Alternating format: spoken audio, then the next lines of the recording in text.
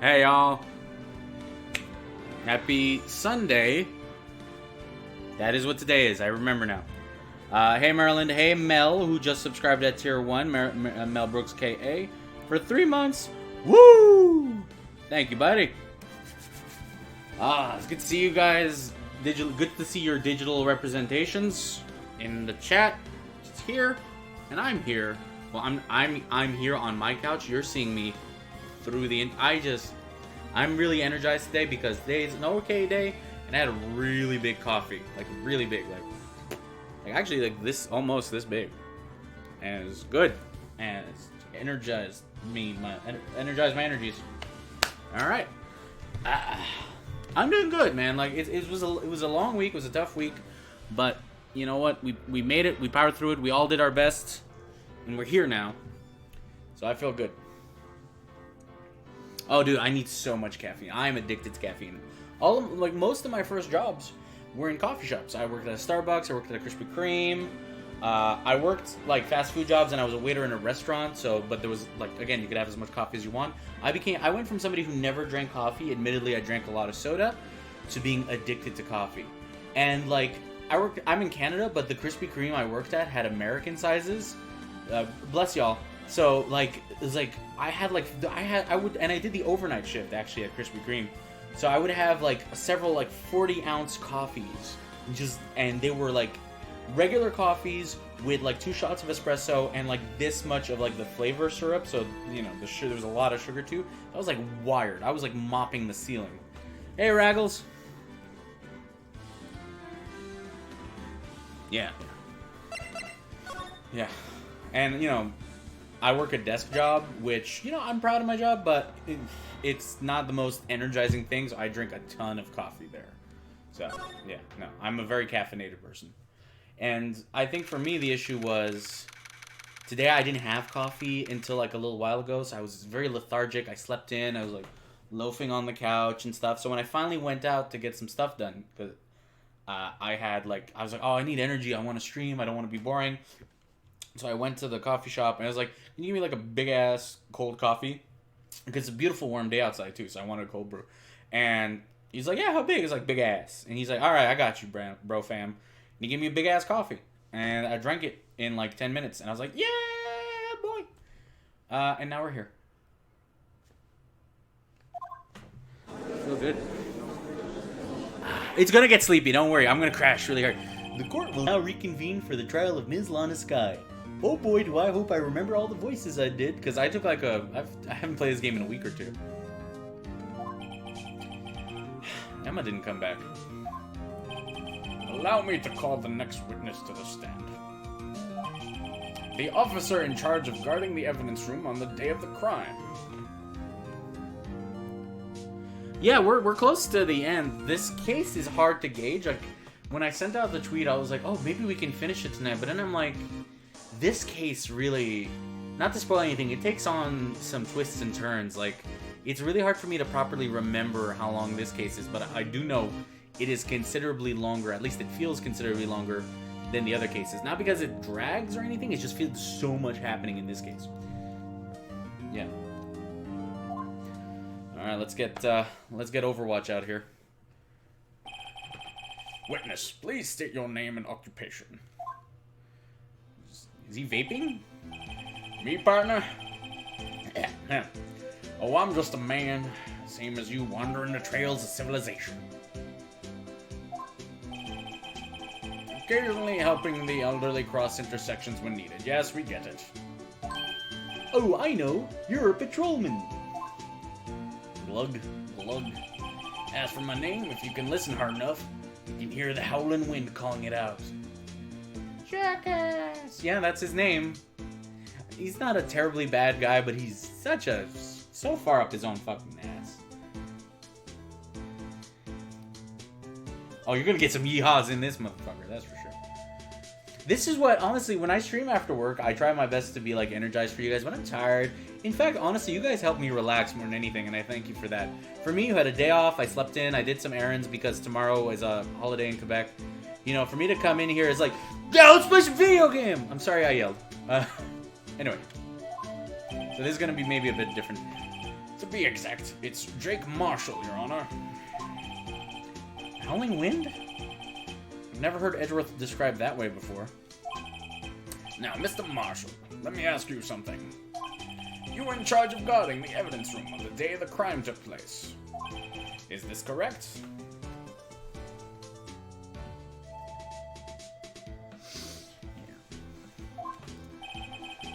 According to the papers, partner.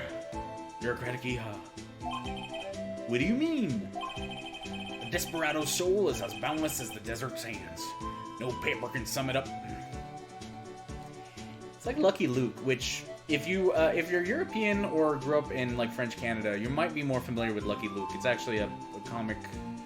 It's like a comic book or comics. I forget if he's a comic book. Anyway. Oh god, did I send out the tweet? I didn't send out the tweet. I'm an idiot. Oh well. No. Alright. I should have sent out the tweet earlier. I'm an idiot. Oh well. Oh well, see, that's how high energy doesn't necessarily mean more focused. Like I could still fuck up pretty bad. Maybe it's best we get on with this quickly. Please share with us your testimony of the day of the crime. In plain old English?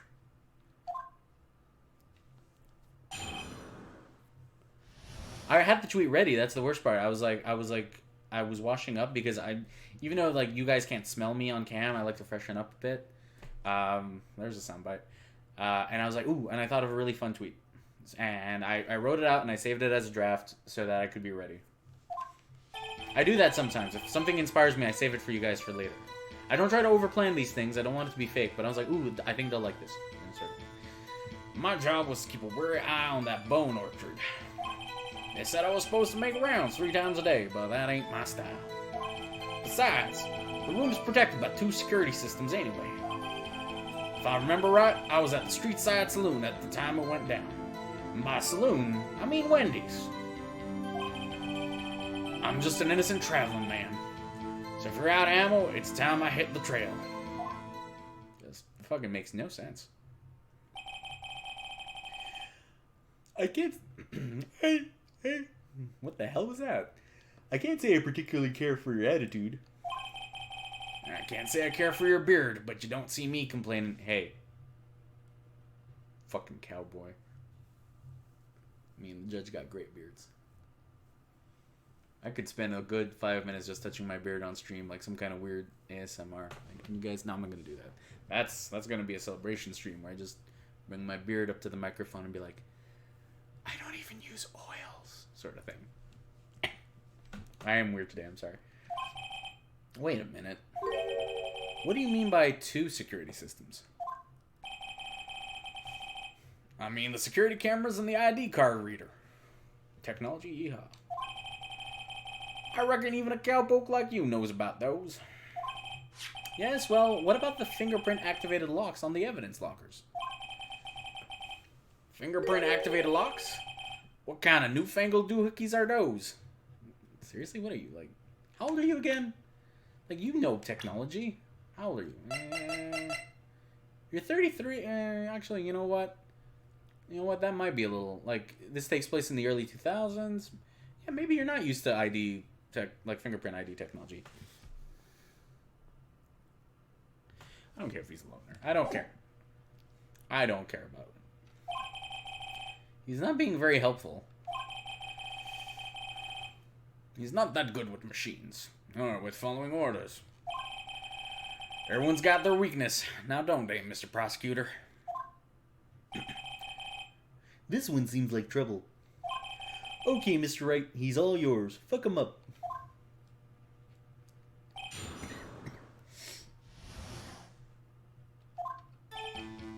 Save the game.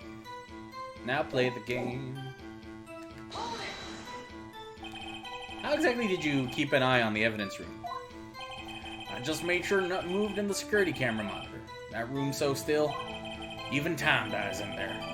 I was just a caretaker who entered the recordings. You know what? So still, even time dies in there. Admit, I like that line. That's pretty cool.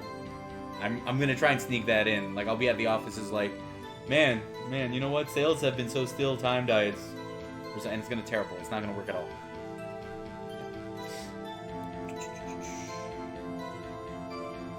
Wait, is this in 2016? I thought this took place in the early 2000s.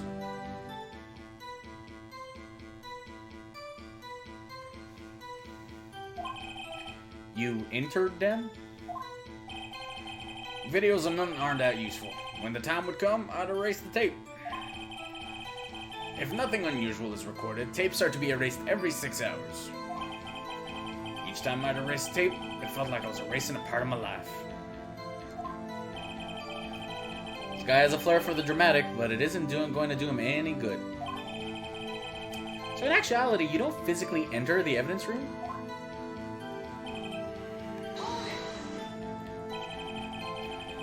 But you made your rounds on the day of the crime, right? Ain't you heard a word I said, partner? I told you that ain't my style. I'm afraid I don't understand. No desperado I know lets rules get in the way. No desperados I know join the police force.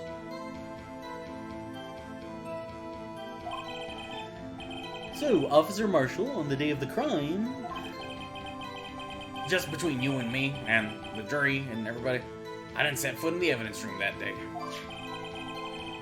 There was a rubber glove stuck in the victim's locker. Do you know anything about that? Sorry, partner. Can't say I do. I haven't been in that crypt in weeks. How does this guy avoid being fired? Besides, the room... Oh, wait, I really... Used to be a detective, so you've used the evidence room in the past, correct? Of course. Back in the day, my locker was a gold mine of evidence. And yet, you didn't know about the fingerprint locking mechanism? Sorry, partner. I ain't good with machines. I couldn't even tell you how a bike works. Okay, now that's... Hey, desert fishing. Wait, bikes is the chain spins a thing that spins the other. It's like a clock for your feet, right? I know how a bike works. That's quite incredible. The sensors on the locker handles cannot be seen.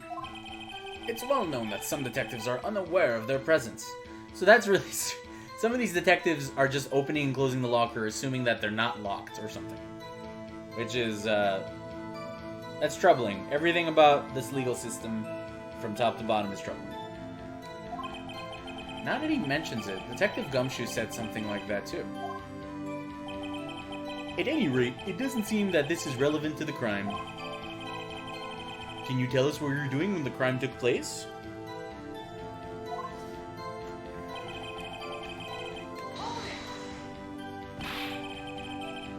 What were you doing in a place like that? I was eating spaghetti. Spaghetti Western.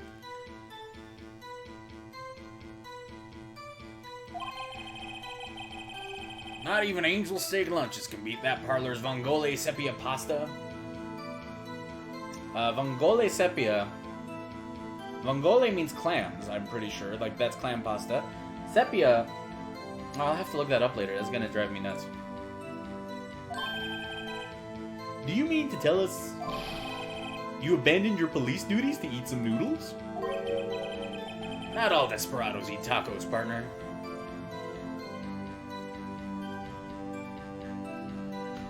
I'm sure he was crying while eating spaghetti like Paige. Like, Paige is a notorious Old West sheriff. It's what she's been doing for 50 years. And she's darn good at it, partner. Darn tootin'. That's not what I meant. I hope that this has at least taught you a lesson. You're a judge. This is a cop admitting that he has been shirking his responsibilities on a regular basis. Like, can you not at least file, like, some kind of motion to have him investigated by a supervisor or something? Anyway. Maybe I work in a corporate atmosphere too much, but... That's strange. This is usually where Edgeworth says... Did you not want to raise this year? I'm Edgeworth. I'm so sexy. Nick is super into me. No, I'm not.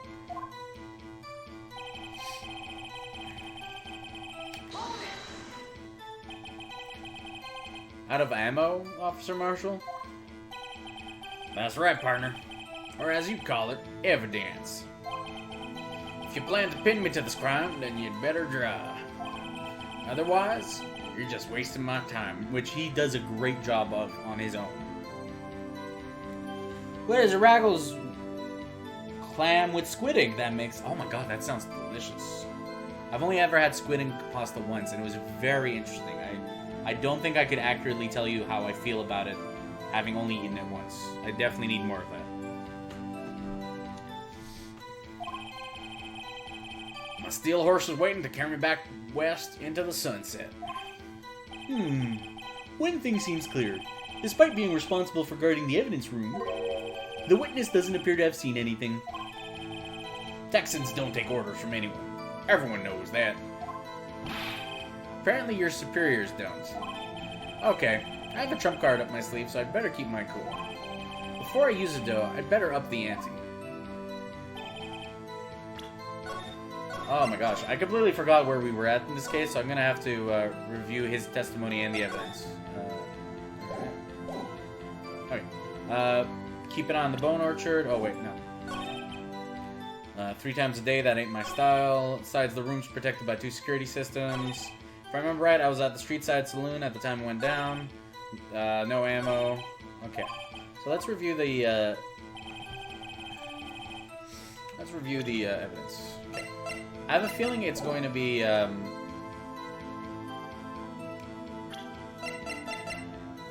something a bit later. Okay,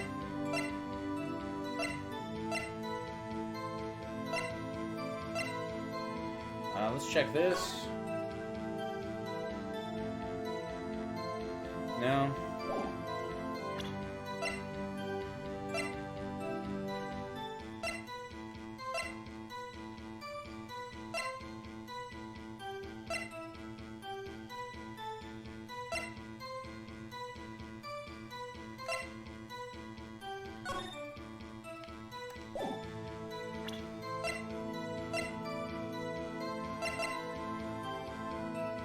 Wasn't one of these, didn't one of these have his prints on it? Marshall's fingerprints. I wasn't looking at the title.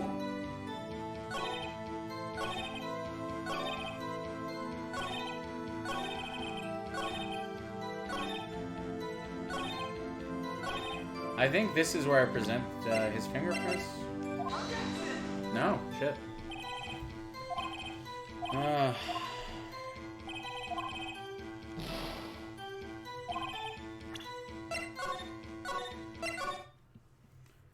Okay.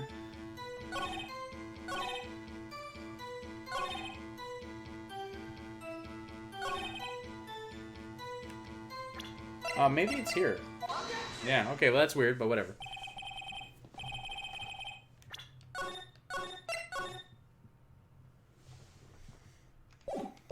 Officer Marshall, doesn't it strike you as odd? That is, you being called in to testify like this? This is a good shot of him. I like the hat. Good. I like it. After all, you weren't in the security room at the time of the crime. And yet you dragged me down here. Explain yourself, partner. While I drink from this infinite flask. This is Texas Estes. Texasist. Nailed it.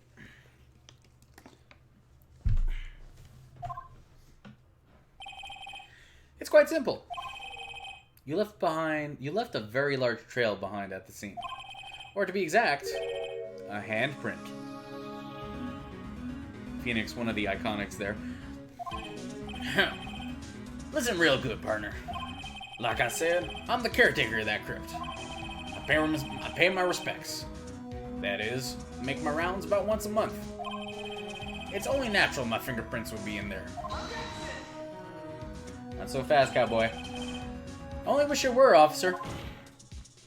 But you see, your fingerprints were covered in blood. Blood. Are those heels on his boots? Do cowboy boots usually have, like, sharp heels like that? Witness, What's the meaning of this? Your bloodstained fingerprints were at the crime scene? The blood was wiped away. However, a luminol test clearly revealed this. Well, Officer Marshall? We let him bring a knife like that in there. Like, that's a big-ass knife. It seems to me there ain't a person in this room with a head on his shoulders.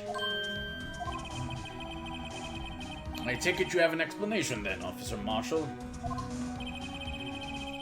About the bloodstained fingerprints? Bloodstained is great, by the way. Oh yeah, they're probably spurs. Yeah, that's weird. Very well, you may begin your testimony about your fingerprints, found at the scene of the crime. Bloodstained fingerprints ritual of the night. Like I said, it's only natural for my fingerprints to be in that evidence room. One of them just happened to be at the same place as the bloodstained handprint. The murderer touched the locker where my fingerprint was by chance. The bloodstain and the fingerprint are completely unrelated. Or didn't you know the murderer was wearing gloves? See? I had nothing to do with it. Pew, pew, pew, pew. The witness's explanation appears valid. Although there's room for doubt. Life wouldn't be fun without any doubt, partner. The defense may now cross-examine the witness. This guy's hiding something. I can feel it. Now's my chance to prove it.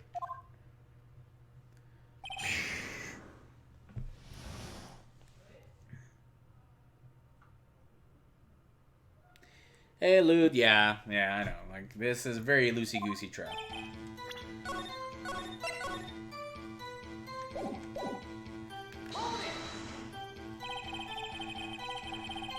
That's because you, how did you put it? Pay your respects once a month? Yeah, that's right. That and one more thing. That locker happens to be mine. What? What do you mean? I mean what I said. That's the locker I used when I was a detective. The locker I still use. Well, you're not a detective anymore. They should have taken your locker away. All that's in there now, though, is a heap of broken dreams. I see. It'd be strange if my prints weren't all over that locker. Apparently his fingerprint data was never removed from that locker's programming. He must have been using the fingerprint lock all this time without ever knowing it.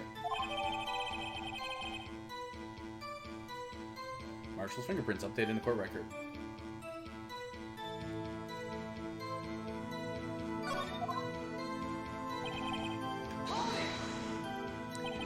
So then, what about the bloody handprint? It wasn't mine. It's no mystery. Please explain. My locker is covered with my fingerprints. Just so happened.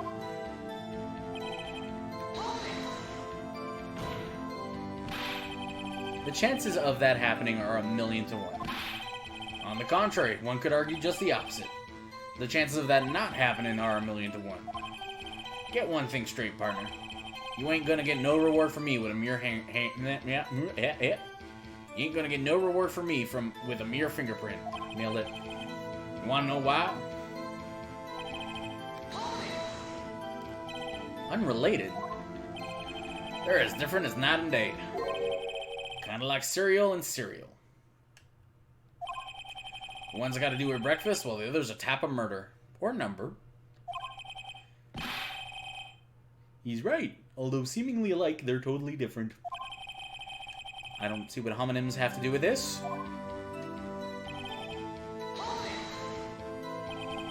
How did you know that?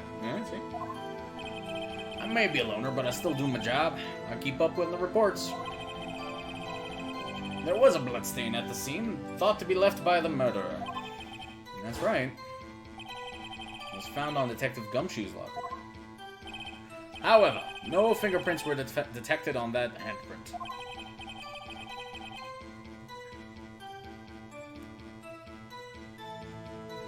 Oh yeah, I think we tried that too. So that would mean the murderer, wearing gloves, happened to place their hand on top of Officer Marshall's fingerprint. That's the only logical conclusion. Are you starting to get the picture, partner? The picture? The seal of blood in the desert, it's just food for the buzzards. There's only one reality, and that's this. The security tape. So long as my trail isn't in there, you can't say otherwise. This isn't getting us anywhere, Mr. Wright. Please consider carefully where you're going with this cross-examination.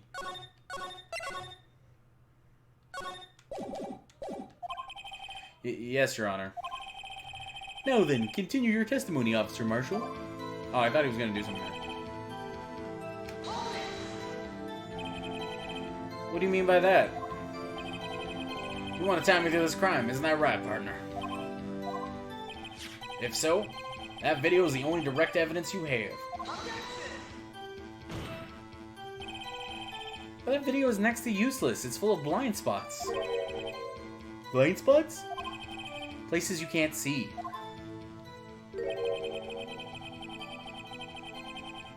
The camera's panning back and forth. The floor isn't shown. If someone was familiar with the camera's position, they could leave the room without being caught on tape. We don't have time for your speculations, Mr. Wright. Well, Mr. Wright, if you can show us evidence in this video that indicates Officer Marshall was present, please do so now. Let's try.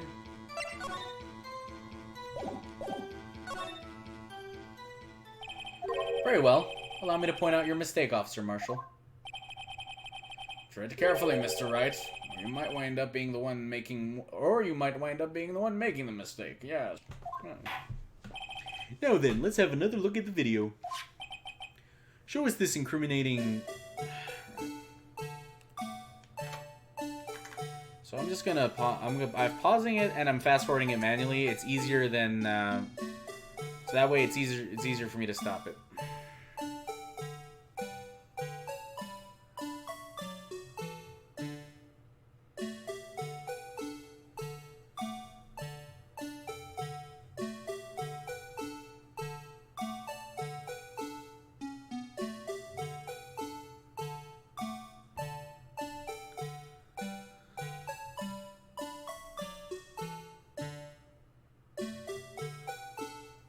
I hate this song.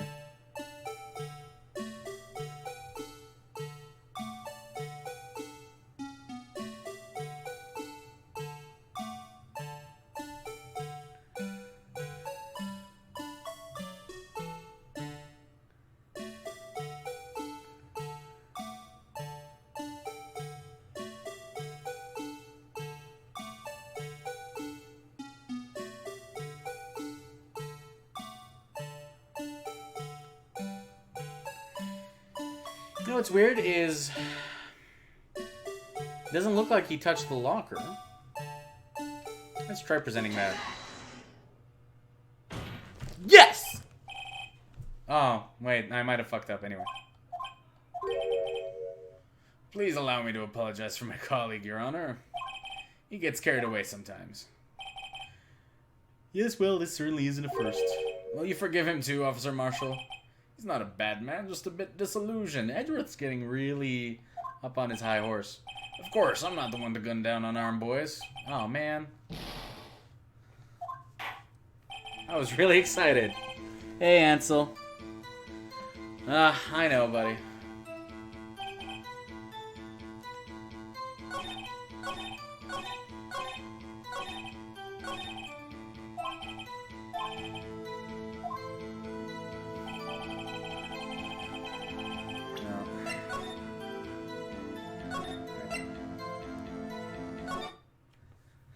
Safe's coming in a...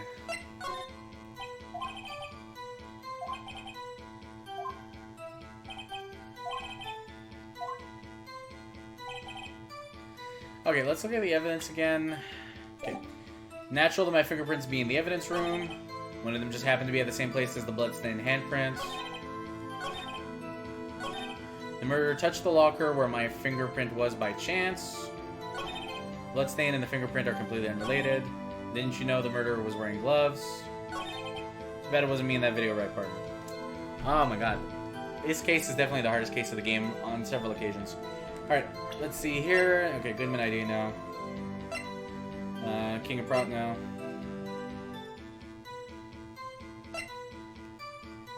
Now.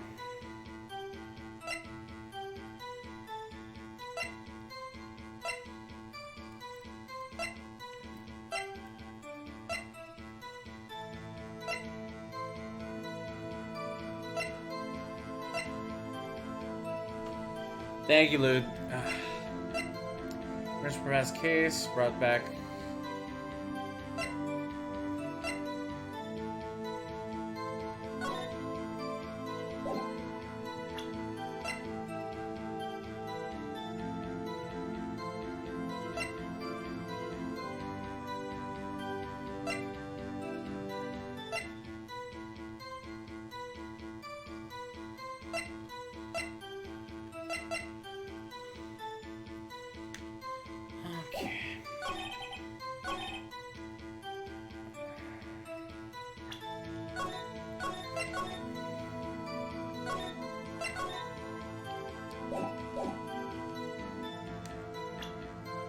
Try presenting his... No.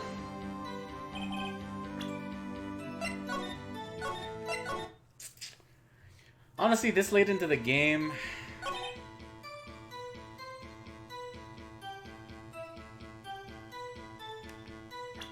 It's gotta be that fucking video again, but I really hate that thing.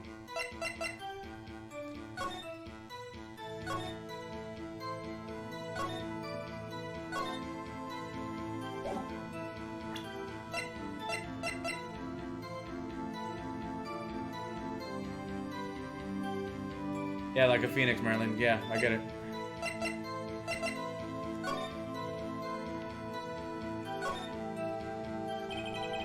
Some lines written all the time. Seems some more evidence from that incident.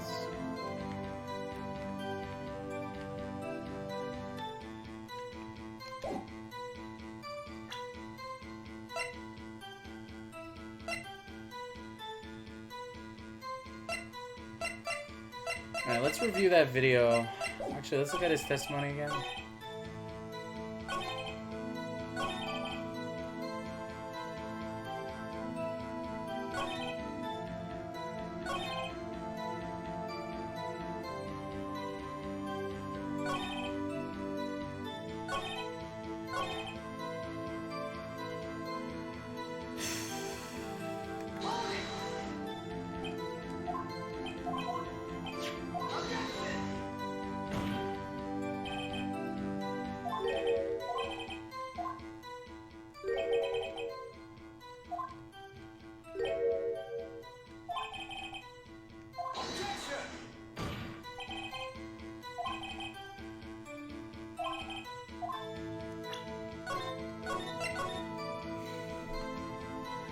Hey, Justo! You're just in time to watch me get real frustrated. Alright, let's try showing some evidence again.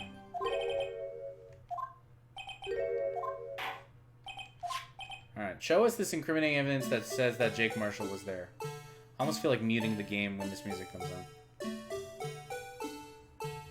Okay. So the Blue Badger already has that weird handprint that's not yet even been mentioned by anyone.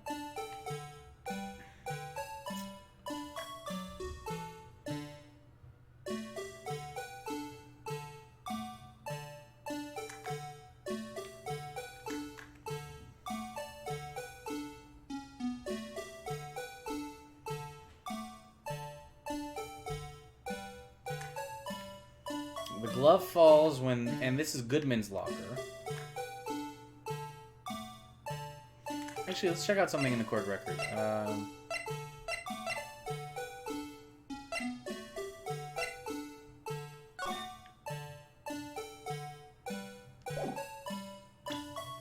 Wait a minute.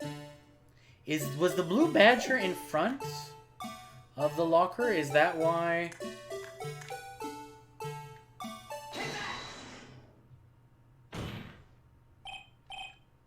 No.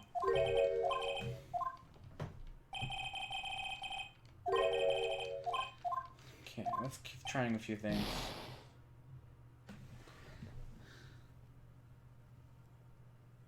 Yeah, that's Gumshoe's locker. Yeah, so Jake's locker is... I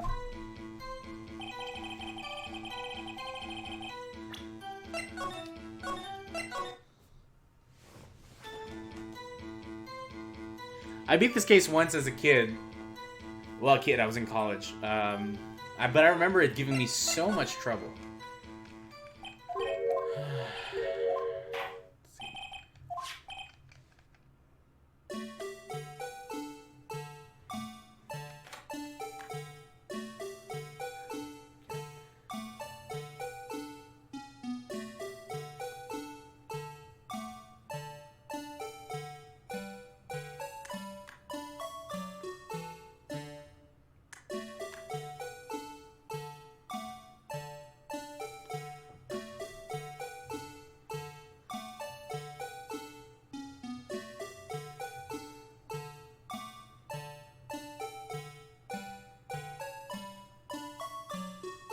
Because the problem is, like, he leaves. It's like, there's no way to say, oh, this video proves he never touched the locker, you know? That's...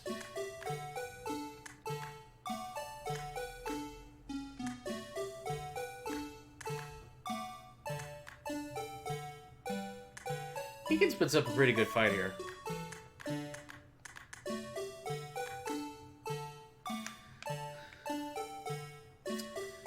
That stain, you know, it's not established that that could be an injury to him.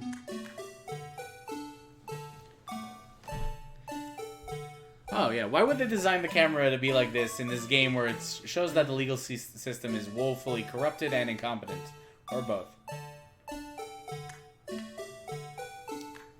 Is it the open locker?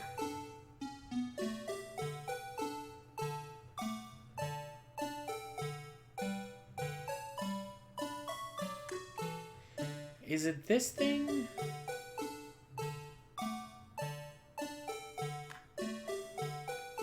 Let's try presenting it to see what happens.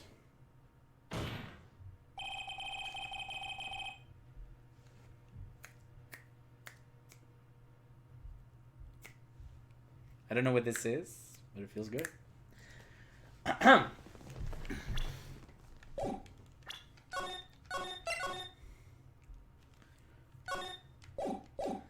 Sometimes you overthink these things. Did I save? I'm just like, I don't want to have to do that again, so I'm saving. Yeah, I did. Okay.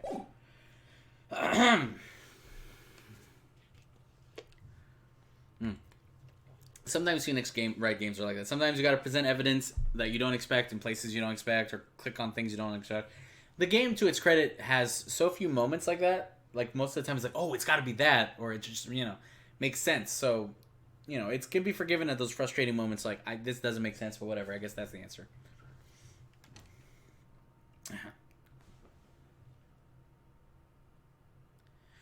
Bring your attention back to the security camera.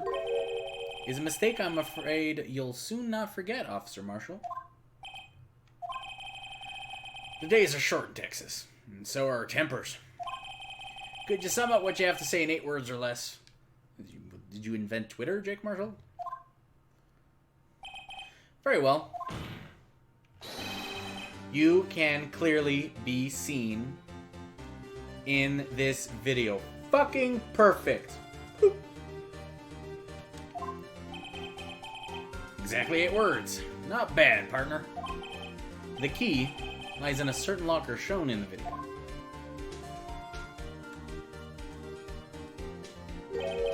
That locker with the white cloth sticking out. That was the witnesses, I believe. Now then, let's rewind the video a bit.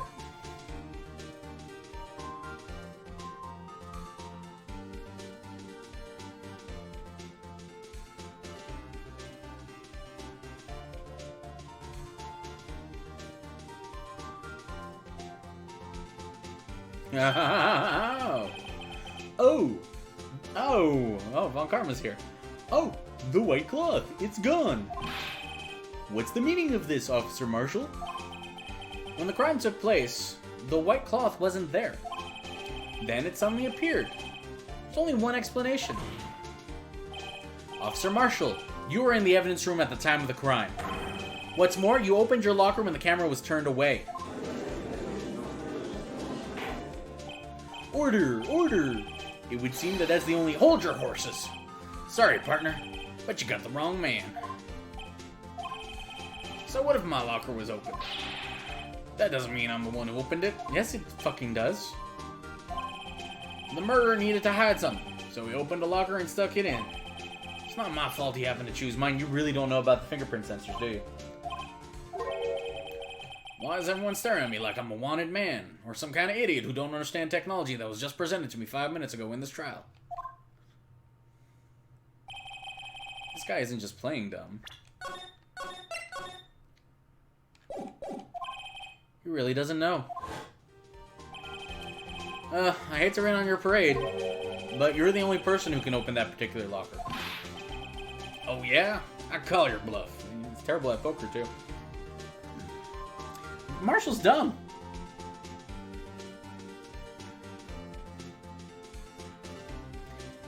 The lockers had the genetic lock. That's probably coming.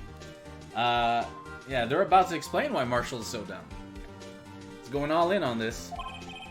You say I opened that locker. Now prove it. I mean... Evidence locker. Only the assigned detectives... You know what? Let's just present it, shall we? A fingerprint sensor? Oh. It's just getting hot in here. We talked about this earlier today. You weren't listening. The lockers can only be opened by the detectives they belong to. What kind of crazy talk is this? Uh-oh, Angriest Pat's here. Woo, I'm Angriest Pat. That's exactly what Pat sounds like. Love you, buddy. Well, Detective Gumshoe did mention something about this. In any case, the locks aren't that obvious. There are even some people on the force that don't know about the fingerprint locks.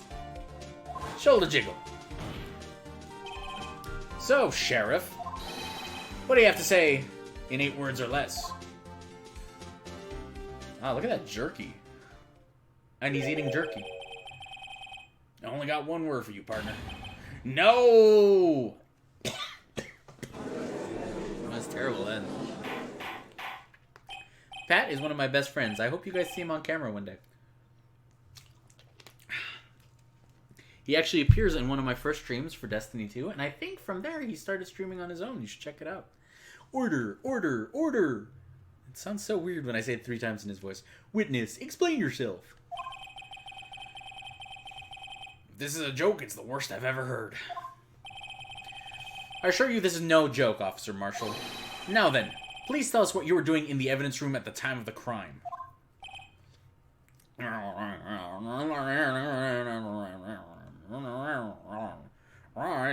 fucking teriyaki style. Yeah. Olay! Please answer the question. Why did you turn into Sam? Are you Sami Zayn, Judge?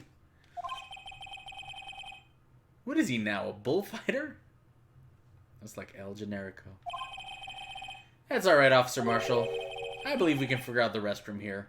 You just go wait to be, like, arrested. We can? The judge can't. Have a look at these floor plans. Well, I have a look at this chat. Look at all these nice people. Teriyaki isn't the best kind of jerky, but it's the one I see most commonly in, like, gas stations and stuff. I used to have to eat a lot of gas station dinners at my old job, especially when I worked overnights. Hickory's good. I just like plain jerk. Well, plain is, you know, of course it has to be kind of flavored in some way, I guess. I don't know.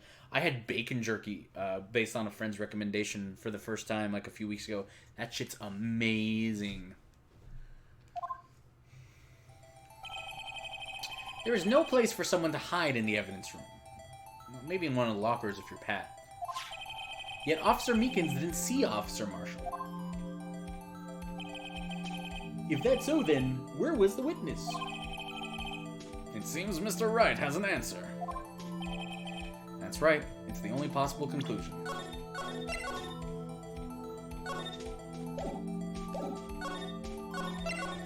I'm so sorry. I'm really obsessive about saving Joyce sometimes. I try to avoid it. Well then, let's hear it. Where was Officer Marshall at the time of the crime? Like, the obvious one would be here, not Vincent, here in Kennedy. And this is all McMahon.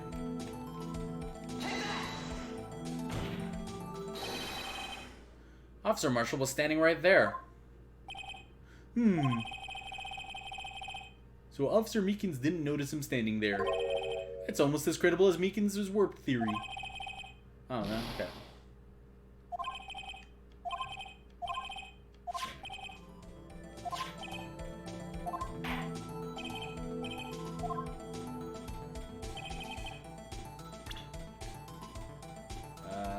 Where? Okay, so wait. Here? Okay. So it's there, okay.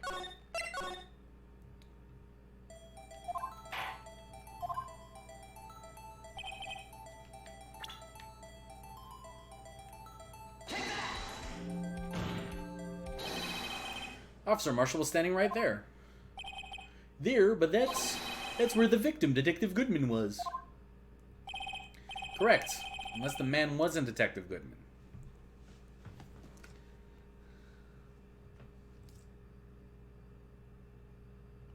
Oh, Elena.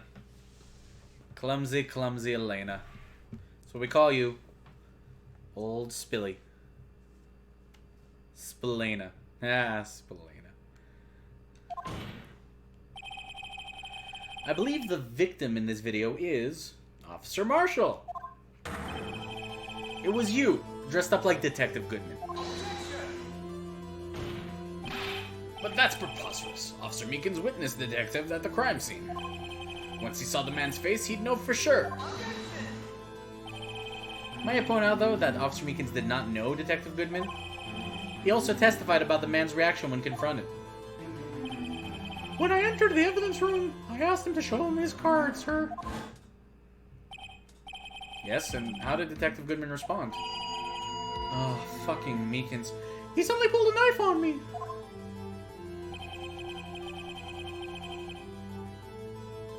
No, you're not the spill queen. That's even... Something about the officer's story puzzled me. If the man had his ID card, why didn't he just show it?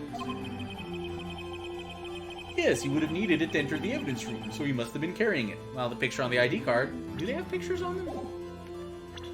They do, yeah. So the picture wouldn't have matched the guy in the outfit. The answer is simple. He couldn't show it. As you can see, Detective Goodman's... As you've seen, John Goodman's picture is on his ID card.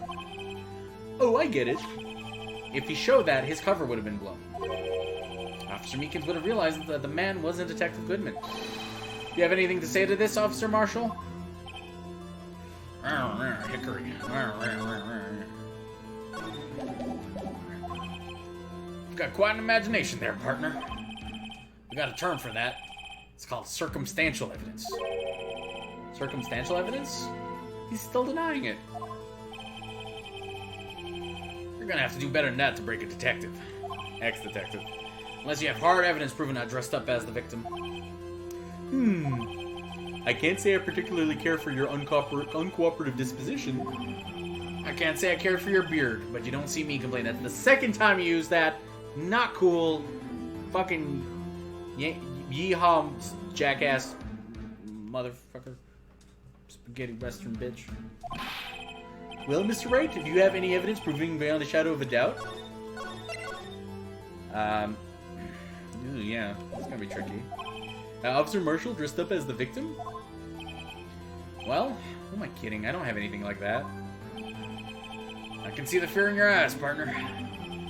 Seems you're the one who couldn't take the desert heat. Shut up.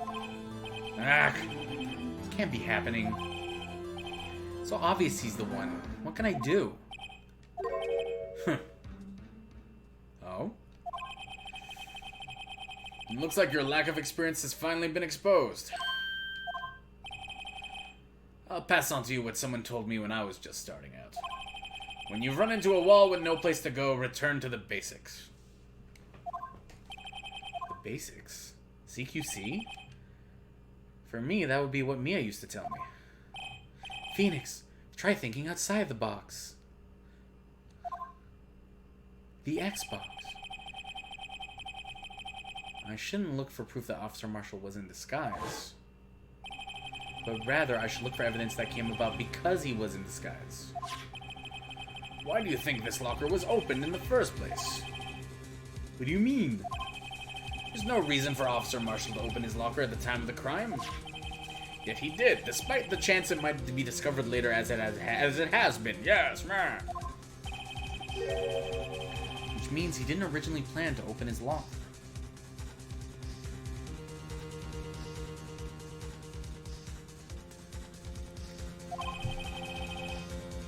According to the defense's argument, Officer Jake Marshall dressed up as Detective Goodman at the time of the crime.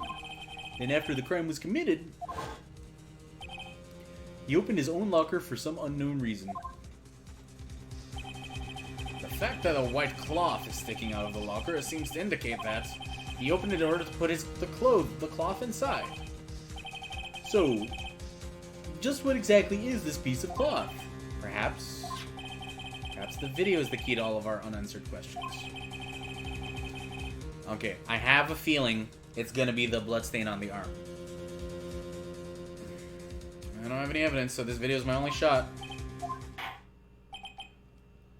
Very well, let's take yet another look at that stupid fucking security tape. I'm gonna skip right to the shoulder and just hope I'm right, because I really don't want to feel around in that video anymore. After committing the crime, the witness opened the locker to put away the white cloth. Please show us why the witness had to open his locker. Oh my god, fast forward. Oh, it's way faster when it's not paused. Is it? I can't really tell. Okay, so obviously no blood on the shoulder at that point. Meekins comes around.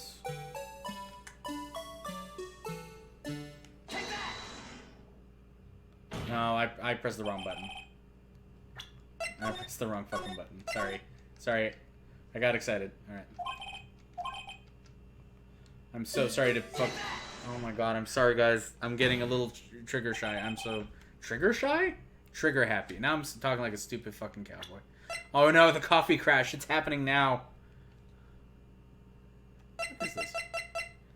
Oh, transparent. No, that's fine. It's happening. Okay. I'm gonna calm down.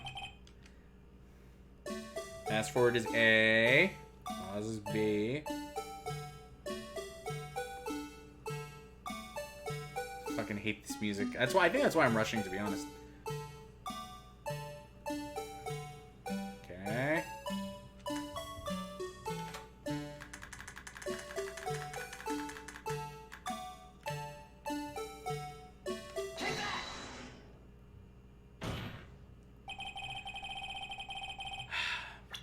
Okay.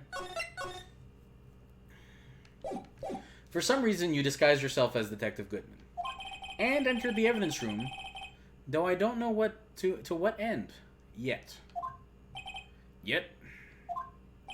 However, something unexpected happened. Officer Meekins barged in on you. When asked to show your ID card, you pulled a knife on him. However, Officer Meekins panicked, and the white coat you were wearing was soiled with blood. A bloody white coat.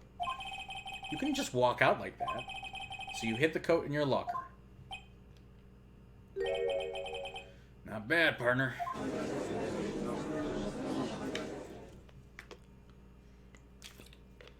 I don't want to turn into Pat with his wonderful family and successful stream life. I like being 6 feet tall. Love you, buddy. Now then, Officer Marshall, are you ready to tell us the truth? Looks like I underestimated y'all. I thought you were all idiots. I looked at you and was like, man, look at these idiots. I hope you're happy now, Mr. Edgeworth. Nothing makes me happy. Except for chess and giving people pay cuts.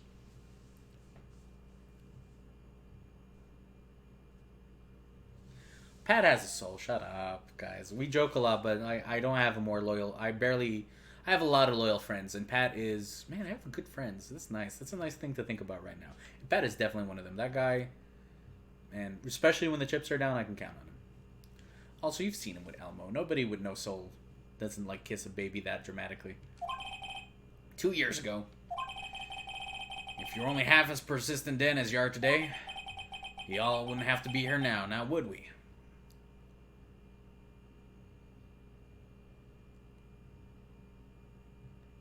Edgeworth, like, you'll notice he kind of helped Phoenix out for a second. He's like, come on, do the thing. We know you want to do the aha. You know. Officer Marshall, tell the court what you did. All of it. All right. Seems the time has come. Oh, God, this is still a fucking thing I have to, like, cross-examine and shit. Shit. All right. Put my hat over here because my head's getting sweaty. I had to do it that day. I just couldn't stand by and let it die. I stole the detective's ID and dressed like him. I planned to take out the evidence. I wasn't expecting Officer Meekins. I knocked him out and managed to escape. I knew which areas wouldn't be caught on the camera. There wasn't any murder in the evidence room at 5:15. So the supposed victim was really you. But there's one thing I still don't understand. Traces of a large quantity of blood were found on the floor of the evidence room. If no one was murdered, then how could that be? Officer Meekins managed to cut his own hand. My guess is he's the donor. Has nobody tested the DNA? There's way too much blood for such a small donation.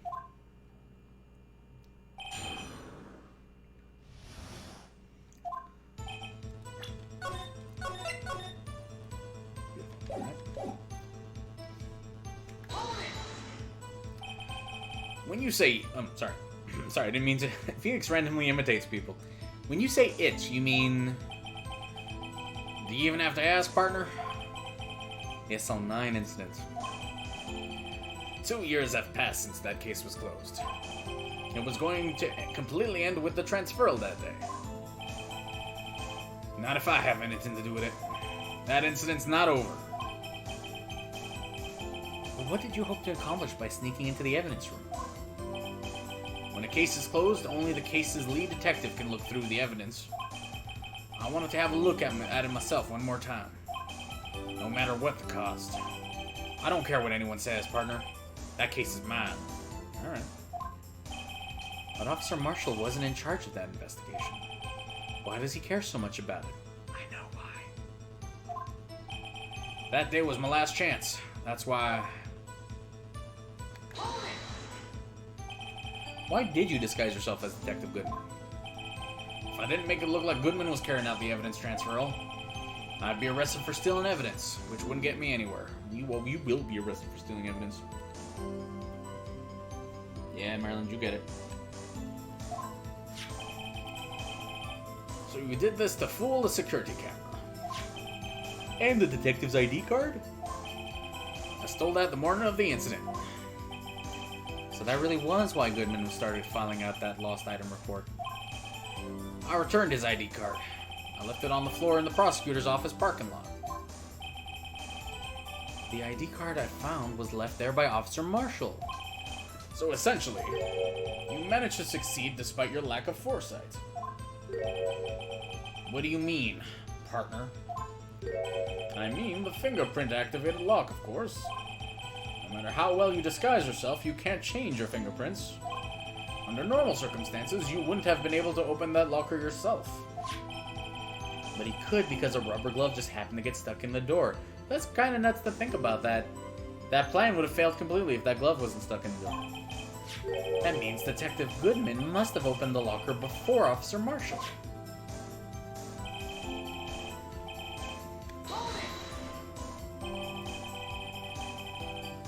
You pulled a knife on Officer Meekins and tried to drive him off? I can understand, he's annoying. Let's just say I was a little surprised. Only planned on being in the evidence room for no more than 5 minutes. I didn't think anyone would actually come in during that short time. Officer Meekins certainly is a 1 in a million type of person. Mistaking a detective for an intruder and demanding to be shown his ID? I'll have to think a little more about his raise this year. There we go. When did Edgeworth get so much influence? Anyway, he threw himself at me and I ended up cutting him slightly. I'm sorry to turn out that way. With me knocking him out and everything. By the way, what happened to your knife? Oh, you mean this one? Yeah, this whole time. I don't know what to say. So you knocked Officer Meekins out and...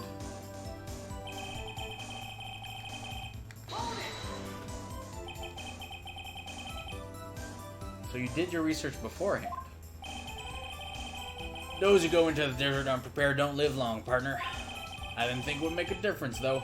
The security tape is erased every 6 hours. If all had gone as planned, no footage would have been left. However, you bloodied your coat and you'll struggle with Officer Meekins. If someone was in the security room when I came out, the jig would have been up. Opened my locker and stashed it in there.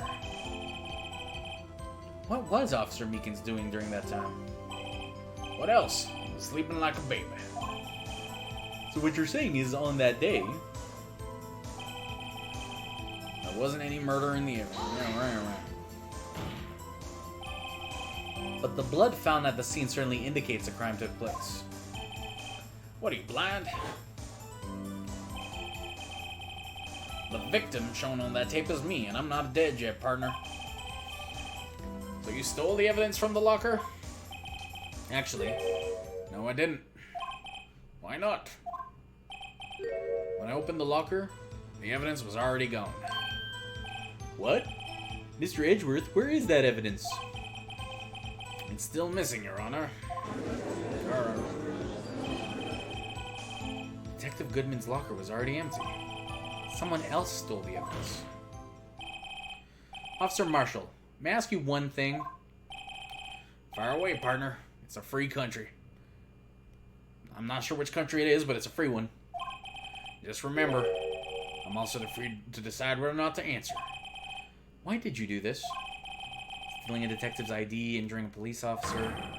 This is no small offense. Oh, the sad. Oh, it's time for the sad, y'all.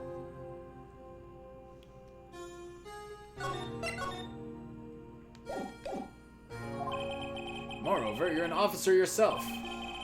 This will have serious consequences. You can't just be forgiven with a simple cut in salary. You'll be getting that, but there'll be more. Not that salary cuts are ever a valid solution. Like I said, this isn't your case. This one's mine. And I'll do anything it takes to get an answer I'm satisfied with. They mentioned LA, but for all we know, LA could be Los Anime, in this, which is a prefecture in California, Kawa. It's possible. The witness has an unusual amount of zeal. Let's hear more. I like zeal. I know, but let's press you in. But that case was solved 2 years ago, wasn't it? That's the reason the evidence was stored in the evidence room. Joe Dark was convicted for his crimes. One thing I can say for sure is he deserved his sentence. I remember the Joe Dark case. It involved serial murders, didn't it? I don't intend to complain about how it turned out, but there's something that still bothers me. Something went down at that trial. Something no one will talk about. What happened? I don't know. That's what I'm trying to find out. Why is he so concerned with that incident? Maybe I should present him with what I think his real reason is? Oh yeah. I had a feeling we'd wind up here sooner or later. Everyone involved here is related in some way to that case. Better not take another look at the files.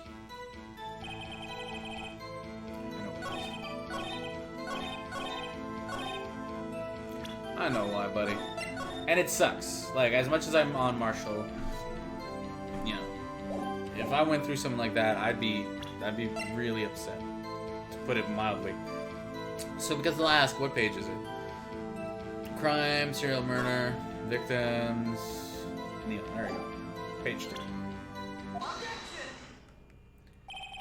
Officer Marshall, I think I understand. I think I know why you care so much about the SL9 incident.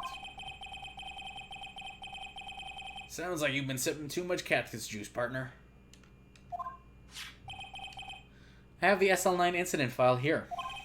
The name Marshall is mentioned in here. Oh, Metal Gear. in a list of the murder victims. Neil Marshall. Are you related to this man?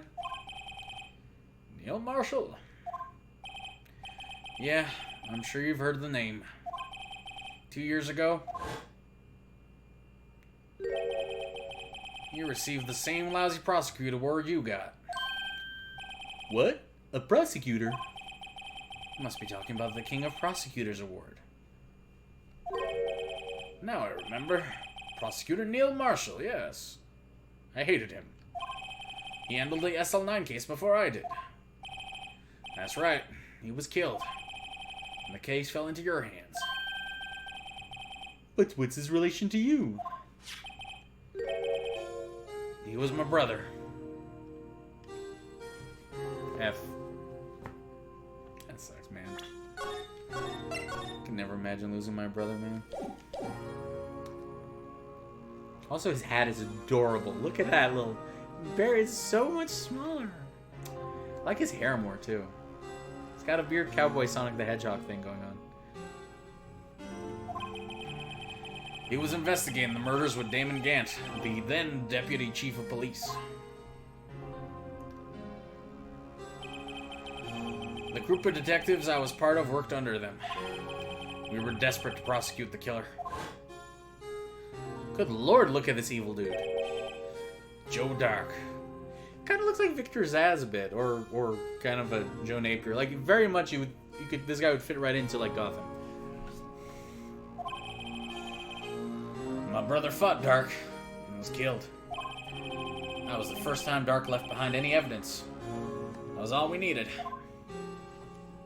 It's pretty ballsy going after one of the prosecutors. Well, ballsy or viciously insane. He was arraigned and incarcerated. The case was finally closed. At least according to the public records. What do you mean? My brother couldn't have been killed by Joe Dark. I knew my brother better than anyone. No one could have beaten him in a fight. Has some fucking Wild West logic there, but whatever.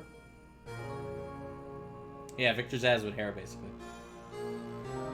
I mean, it could have been his son. It could have been someone else. Yeah, Phoenix Wright and Yakuza, it feels like they could cross over fairly easily. And that's it? That's your reason for your insane actions? There's more to my brother's death than what the records say. No matter how much you try to hide it, you can't fool me. Well, at least one thing's for certain. Your brother's dead. Now we know what happened at the police department on the day of the crime. That was the last day the SL9 case could be reopened. Not satisfied with its resolution, Officer Marshall planned to steal the evidence. On the last day, doesn't that feel like, I don't know, a bit last minute? Disguising himself as Detective Goodman, he entered the evidence room. Officer Meekins confronted him, so he rendered him unconscious and fled. Yes, this mystery has finally been cleared up. No murder took place at the police department that day. The things that happen by chance never cease to amaze. At exactly the same time as the murder at the prosecutor's office, this fake murder was going on at the police department. Chance? It's gotta be more than just that.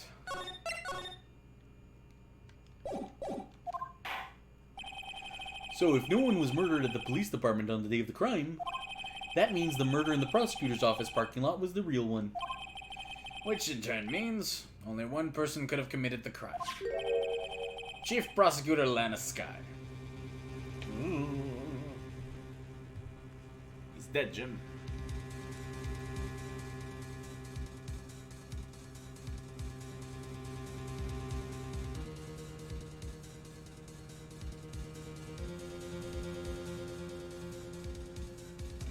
It's good music to just chill on.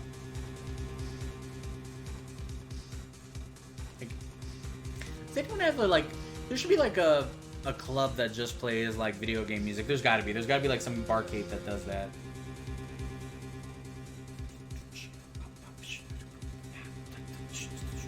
Okay, we're good. Put this back on the dashboard so I can see you lovely people. Wait! A verdict wasn't reached in yesterday's trial. Which is why we examined the incident at the police department today. But there's only one reason the defendant was not convicted yesterday. There yet remained the mystery of the simultaneous murder at the police department. Seems to me, this boy's got the draw on you, partner. All of the mysteries at the police department have been resolved, no doubt about it. Our sole murder took place at the prosecutor's office. The only suspect is Lana Skye, and the testimony of one Miss Angel Star is completely incontestable. If you have a response, make it a single word or less. I mean, there is only one single word response it could be. Yeah, that's the one. You fucking bastard. I rest my case. If a lawyer bowed in court like that, like a smug jackass, I swear people would be like, what the fuck is this? I wonder if anyone's ever done it. I wonder if there's any like fans of Ace Attorney who are also lawyers and like, oh my god, the next time I do a trial, I'm gonna fucking wear a cravat like this and bow and be a total jackass. It seems this trial has reached its conclusion. There's no room for doubt. Well done, Mr. Wright. Thanks to you, I didn't need to waste my time disproving the alleged murder at the police department. I'll stretch out my legs a bit. There's no doubt what I proved today is true. The apparent murder on the security camera tape really was fake. But I didn't realize that would end up proving Lana guilty. Now then, the time for the verdict has arrived. This court finds the defendant... There we go. I love when that happens. Hey, Emma! Your Honor, wait. Emma? The defense has an objection. A scientific objection. Right? What do you mean, right? Mr. Wright? Whose sassy child is this? Are you this girl's guardian? The judge's lines are pretty funny to me, and doing them in his... I was like, look at this asshole laughing at his own stuff. Also, look next to the judge. That's... Every time I look at that, the bottom part near his arms, that looks like a blooper from Mario, or like a poorly drawn superstar, doesn't it? You guys see it too, right? Like read next to his girl's guardian, go a bit further past his sleeve. You see it too, right?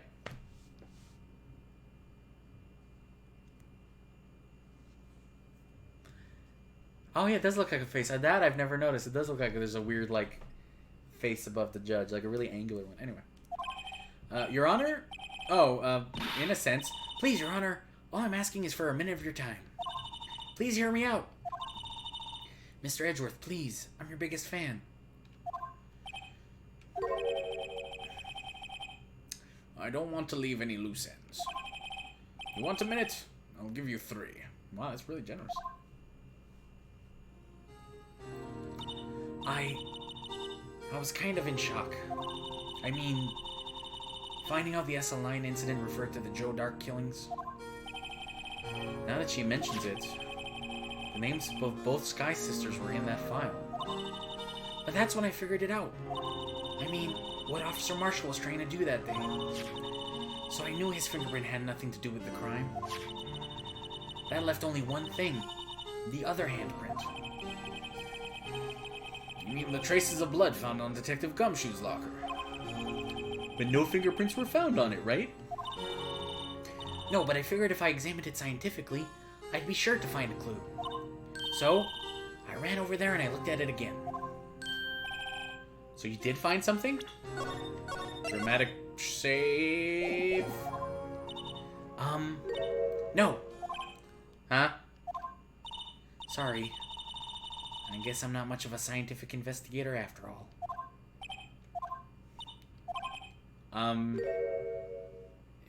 Is that all?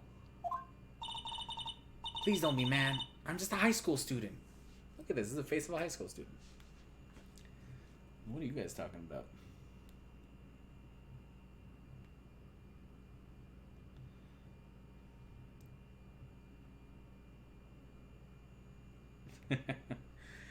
Yeah, like, everyone's still glossing over that pool of blood. It's gotta come back up again. And I'm just an attorney. But Mr. Wright, those traces of blood are the only clue we have. If we can't find something wrong with them... Please, Mr. Wright, you're a professional. If anyone can save Lana, it's you. Oh yeah, inspiration music. Alright, even though I didn't do anything. Me? Oh boy. Time's up. Now then, Mr. Wright. With regard to the incident at the police department, does any reasonable doubt remain? Putting me on the spot here, but okay. It appears the defense is troubled by the other blood mark. Looking at the floor plans, a handprint was discovered around here. Is there a problem with this? Mr. Wright, I'm sorry I can't be of more use. But still, if you can't find anything wrong with that blood mark, Lana will be... Please answer my question, Mr. Wright. We don't have all day. I've got to go get my beard waxed after this. No. I went to the barber and they gave me a trim and they did the thing where it's like, and I was like, oh my god, I loved it. Yes, Your Honor. If I ever needed to concentrate, it's now. What could be wrong with that handprint on Detective Gumshoe's locker? So I have an idea of what it should be. It's something that I thought of earlier. Could there be something I'm missing?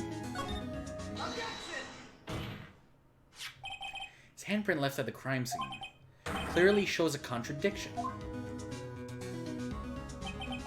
The only thing that seems to be clear is that you're grasping, Mr. Wright. You've been staring pretty intently at those floor plans. Tell me, is there a problem with them? Yes, this is strange. Take a good look at these floor plans. Something is missing. Missing? You mean something hasn't been drawn on there? Alright, I think it's what I think it is.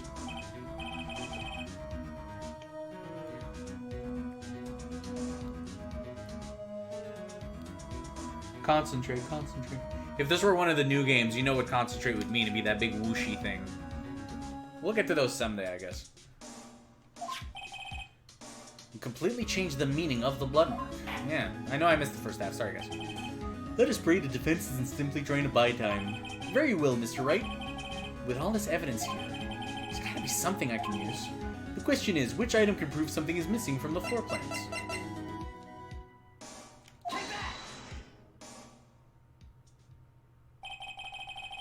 What about that piece of plywood? The Blue Badger, mascot of the mascot of the police force. So I think I hit the nail on the head there. So hopefully, defender of truth, guardian of proof. I like that. Explain yourself, Mr. Wright. Please look at the floor plans of the crime scene. The blue bladder is not here.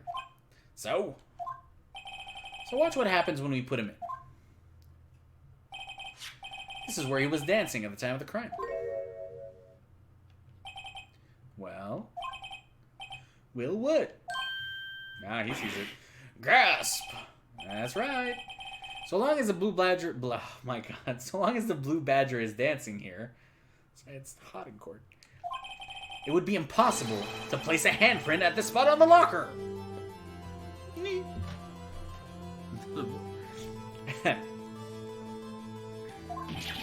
What?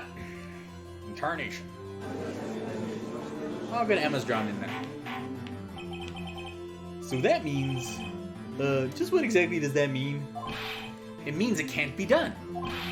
What are you saying? Blood traces were undeniably found on that locker. Don't look at me, I didn't put it there. Mr. Wright, think through it scientifically. Use algebra.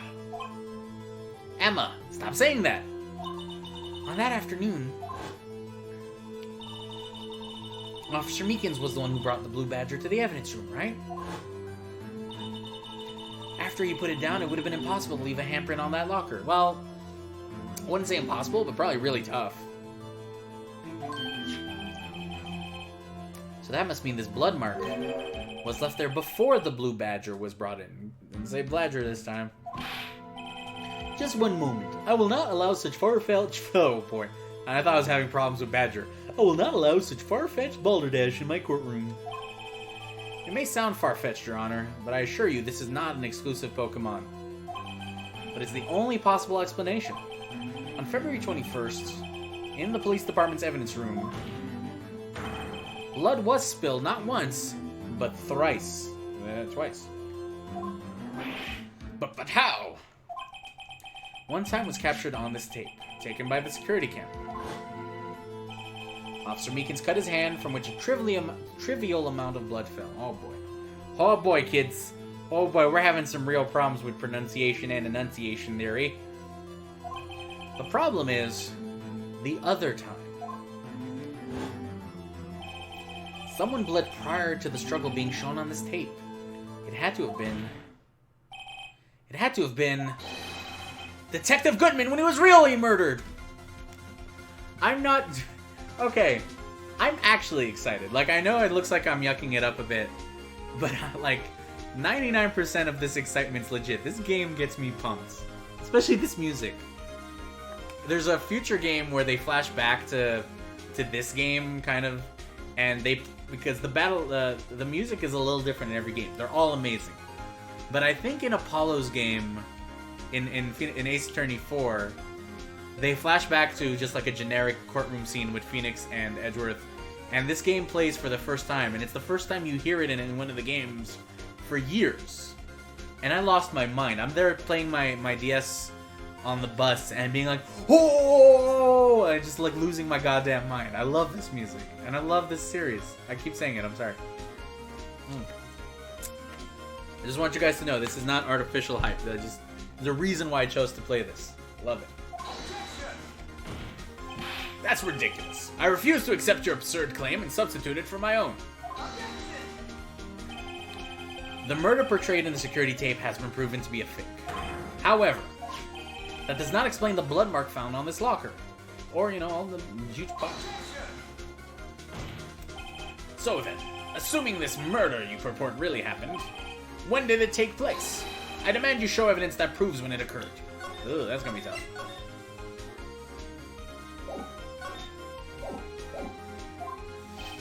When did the first incident occur? To summarize, the defense claims that prior to the Officer Meekins being cut by Jake Marshall, who was posing as Detective Goodman, another incident took place in that evidence room. That's right. The blood mark on this locker proves this. Very well, then tell us. Oh my god, I have no idea what to say here. When did this first incident occur? As Mr. Edgeworth said, proof must be presented. Proof that shows when the murder took place. There's only one piece of evidence can show that. Will the defense please present its evidence? What shows when the first crime took place?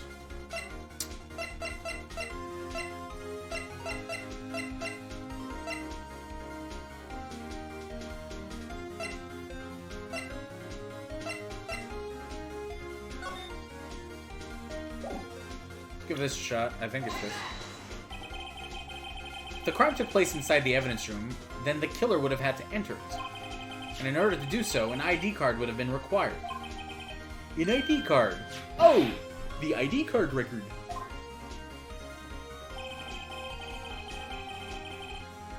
Yeah, a little gumshoe shoulder. Oh no, I'm doing an Undertale. Oh no. I did this in honor of Paige. Hey, Doomian. Yes, the real crime took place at 420 when the victim was getting hella lit. He did nothing wrong. He did something bong. Nailed it. I feel so sweaty. That's why I keep messing with my hair. Also, I like the feeling of my hair. Sometimes I do this at Pat when I'm really trying to get under his skin. And just be like, hey, buddy, how you doing? You doing good? Eh? The day I go bald, all of you, look out for me. Because if I show up one day and I'm like, like this, that's it. I've lost my one piece of leverage over Pat. Well, one of two. I can also reach shelves. Officer Meekins brought the Blue Badger panel into the evidence room at... Let's see here. 4:50. If the crime took place before that time, then it would be 4:40 p.m.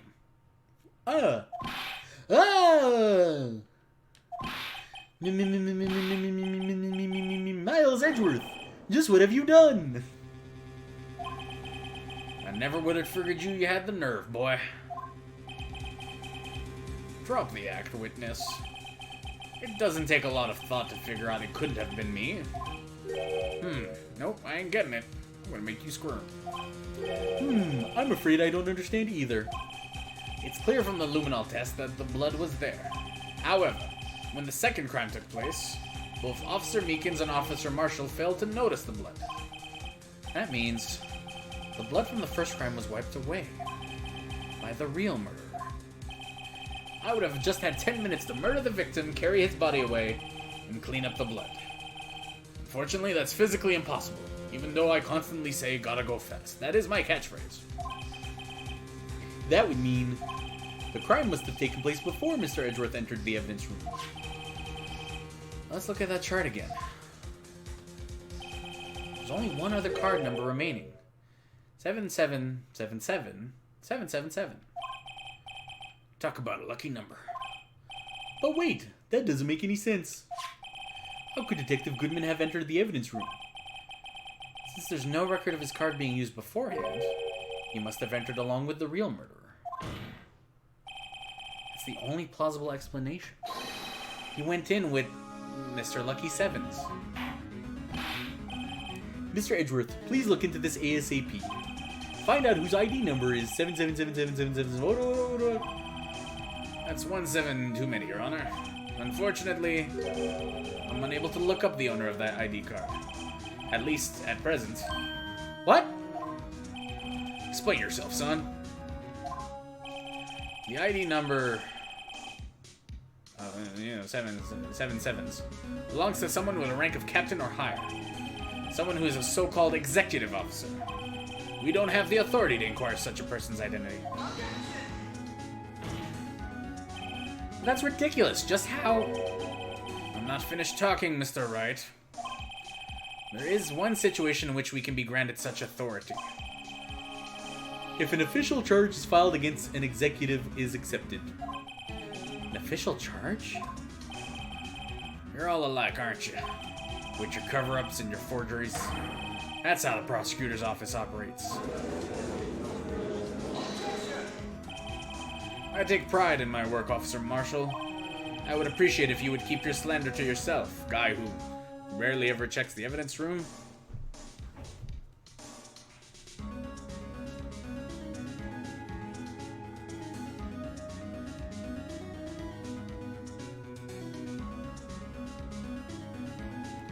A Seinfeld impression? I don't know if I could do a Seinfeld impression. I'll try one later, I guess.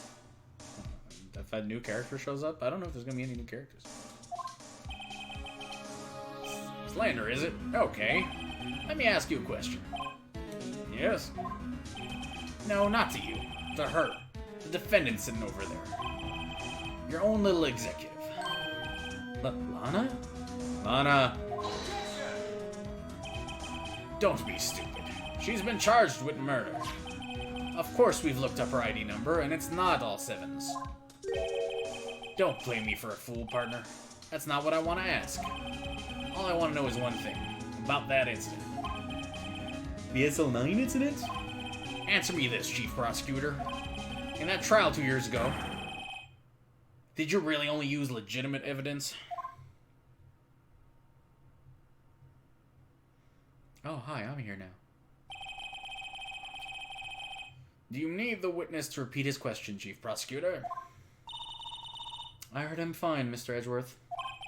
2 years ago, I was in charge of the prosecution for that trial. After the first prosecutor, something happened to him. We're not going to talk about that.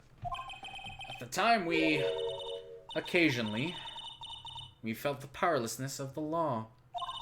At least, I did. Uh-oh. Lana.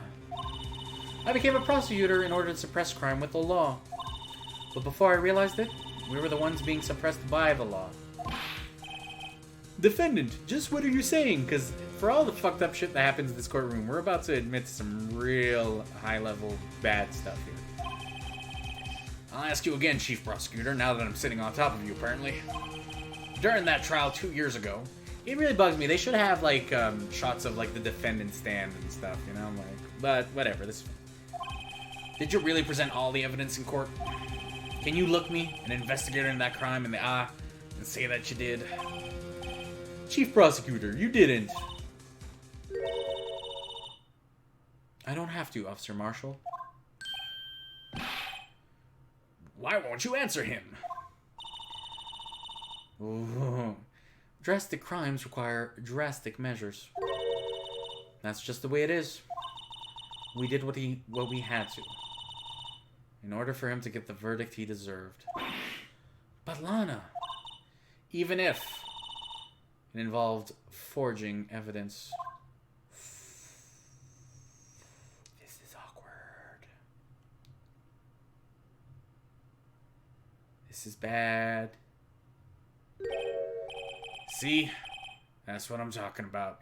So I believe if the chief prosecutor admits to forging evidence once, depending, you know, like, forgetting this wacky games crime scene, like, I would think in real life, like, almost every case would have to be, every trial would have to be re-examined at that point. Like, I think you would undo years of case loads.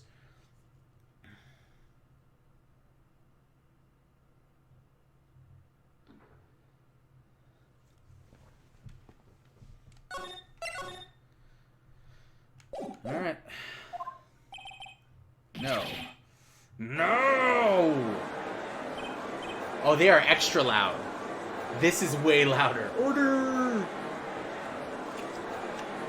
Lana's remarks caused such a stir, the chaos in the courtroom could not be quelled. It's actually deafening here. The conclusion of the trial would have to wait until the following day. Yeah, that's pretty fucked up. This is a really nice way to bookend. Yeah, sorry guys if you couldn't hear me. That was... I usually lower my volume of my TV really loud just so that... Okay, I'm not ending the stream, but I just need a little break. So you guys, if you guys want to grab snacks or drinks, or you know, talk about the repercussions of the chief prosecutor admitting to forging evidence in one of the most controversial murder trials of the last few decades, yeah, feel free to think about that. So I'll be right back, gang. Just give me a few minutes. See you soon. Don't do drugs.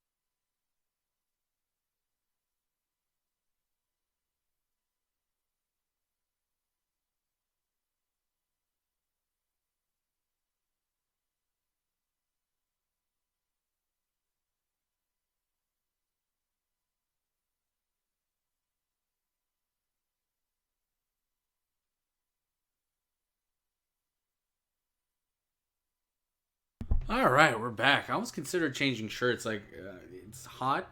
My window's open, but I turn off my fan because it makes way too much noise. And, like, I just, like, kind of washed and toweled down my face a bit. But I lifted my arms and I could, like, count my pit hairs. I'm sorry, I know that's gross. But yeah, we're good. Thank you for allowing me to take a little break there, guys. But don't do drugs. Like, at least, you know. Come on. Not in my stream. I run a classy affair. Alright, let's see what the aftermath of that bullshit was.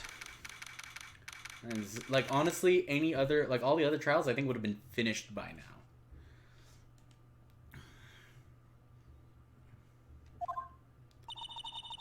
I'm so sorry, Mr. Wright. I'm sorry for what my sister said.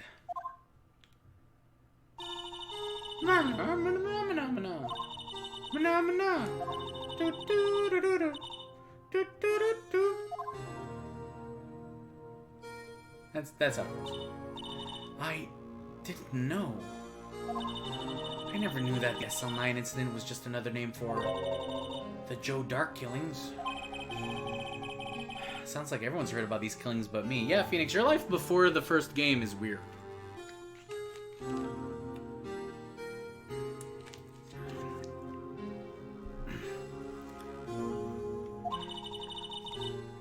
Lana wanted Dark to be convicted so badly. That's why she used me. That's why she used what happened to me. What do you mean, what happened to you? It's all there in the file. Joe Dark's last victim was Prosecutor Neil Marshall. When he murdered Officer Marshall's brother, he left behind an incriminating piece of evidence. But what did you have to do with those killings, Emma? On the night Prosecutor Neil Marshall was murdered, Joe Dark tried to kill me. What? He tried to kill you? Oh man, that was sick. Officer Marshall's brother Neil was only trying to save me. That sound effect's really familiar. Like, I'm pretty sure I've heard that in like other Capcom games. I'm pretty sure I've heard it in Street Fighter. Like the bzoom. So that means you... Yes.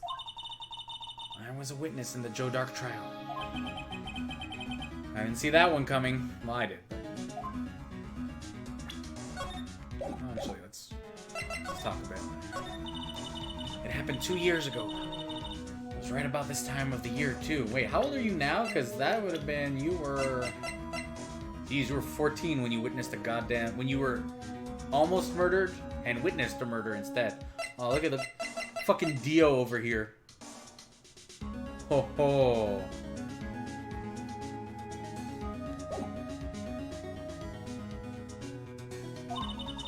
There was a terrible thunderstorm that day. Unusual for the season. I was alone in my sister's office. We were planning to eat dinner together once she finished her work. Then suddenly, this terrifying man came bursting into the office. Joe Dark. Wait, isn't that a Brad Pitt movie? Am I just remembering that now? Was that even out, that movie, when this came out? I think it was. I think that was like a mid to early 90s movie. It seemed like he was running from someone. He pulled out a knife and screamed at me. I didn't know what was going on. Just then, Prosecutor Marshall showed up. Jake Marshall's brother. Joe Dark tried to take me hostage. Before he could, Mr. Marshall tackled him. Then, what happened? I'll never forget it. Lightning struck and the lights went out. Suddenly, a bolt of lightning flashed outside the window, lining up the office for a witness for an instant, and I was a witness. What I saw then burned a permanent picture in my mind. I can still see it now. Permanent picture? This is some heavy shit, man. Heavy shit.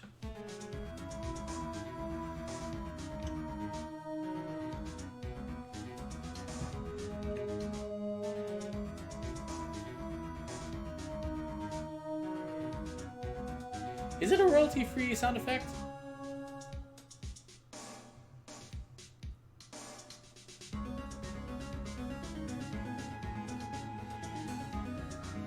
They'll explain it a bit, but I think, you know, in general terms, I think Joe Dark was a really good killer, and they had trouble finding evidence that he left behind. I mean, look at that. He wore a suit to his killings. He was professional. Like, the serial killers or contract killers in the Ace Attorney series are extremely competent. Like, terrifyingly so. You'll know what I mean there. I don't remember the moment when Dark stabbed Mr. Marshall. So you weren't able to testify about that? No. I was only asked about when I was attacked. That must be why Lana... Why she made up the crime. Made it up? You mean provided bogus evidence? The prosecutor's office wanted the guilty verdict so badly. Lana forged the evidence and Mr. Edgeworth used it. Edgeworth? Yes, but I'm sure you didn't know anything about it. Okay, so this is interesting, and it didn't click on me. Maybe Edgeworth was using forged evidence in certain cases, and I forget if this case will address that. There's a possibility he didn't know it was forged evidence, because it might have been coming directly from his boss. Which would explain why he reacted like that. He couldn't have known he was being given false evidence. Yeah, there you go. Even so, that's when it all started. The rumors about Mr. Edgeworth, I mean. Yeah, okay, so it's all my fault. If I could have just testified properly, none of this would have happened. So it's true. Even though he may not have known it, Edgeworth really was involved in falsifying evidence.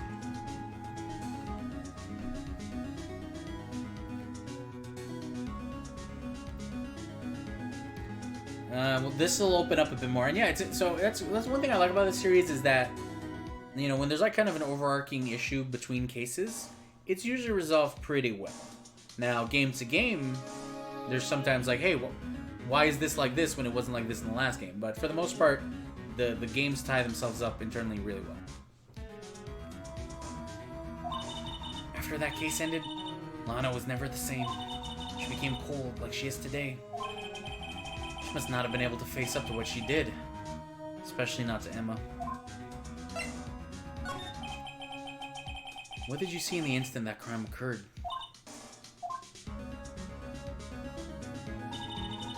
His hair does not look good. Like, that little oniony part there. Also, that is not a great drawing of Neil's face. He's like, alright! Dark knocked down Mr. Marshall and raised his knife. Neil Marshall was stabbed right in front of this poor girl. I don't remember what happened after that. Apparently I passed out. Yeah, that's pretty fucked up.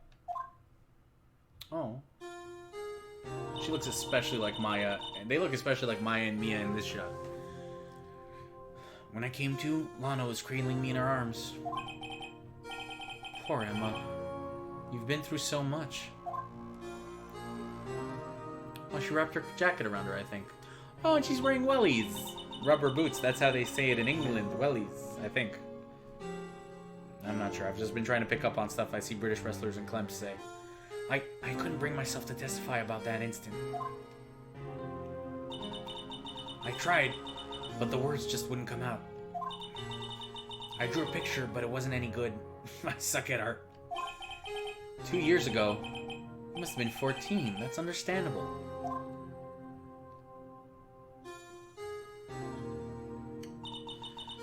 Once it was all over, I made up my mind. I decided that when I grew up, I'd be a scientific investigator. I want to be able to fight crime with my testimonies and find evidence to make an airtight case. That way, Lana would never have to forge any. I see. I think I'm finally starting to understand what makes Emma tick. It's too bad her name's not Luna, because then it could be like, what makes Luna tick? Oh, hey, no bad guy. I didn't realize that was you in there.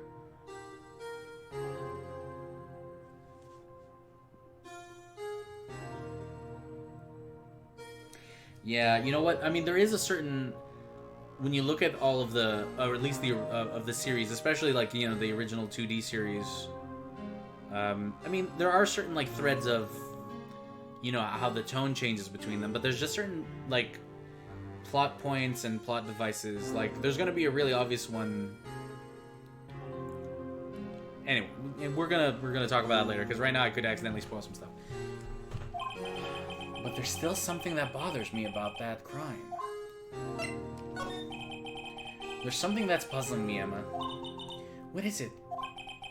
You said you were in Lana's office at that time, right? That's right. Why then would a serial killer come running in there? Not only that, but he was being chased by a prosecutor? Yes, I'm glad, because that actually makes no sense. Oh, there's no mystery there. Joe Dark had been taken in for questioning that day. Taken in for questioning? You mean by the police? Of course. This happened at the police department. He tried to run away halfway through the interview and fled into my sister's office. But why did he run all the way over to your sister's office? Because the detective's offices and the questioning room are right across from the elevator. Across from the elevator? But Lana was the chief prosecutor, wasn't she? No, silly. Didn't I tell you? 2 years ago, Lana was a detective. She was the best in the entire force. What? That's news to me. After the Joe Dark case, she was transferred to the prosecutor's office and made chief prosecutor. That's fucking... How old is Lana? That's nuts. So at 27, she was one of the best detectives, and sometime between 27 and 29, she became chief prosecutor. But that means she became she was a detective. Not even like a lieutenant, as far as I can tell, or a captain. She was a detective, transferred to prosecutor, and sometime between 27 and 29, she went from prosecutor to chief prosecutor. Like, what the fuck? Oh, that's good. Oh, this game makes my throat all scraggly.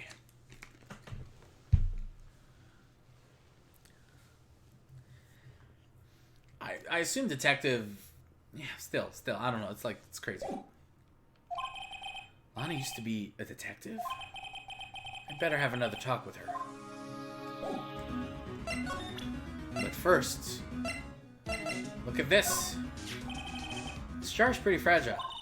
It looks like it's about to break apart. What do you mean about to? It's already broken. I meant again. This piece was found in Detective Goodman's evidence log. That means this is somehow related to the other incident.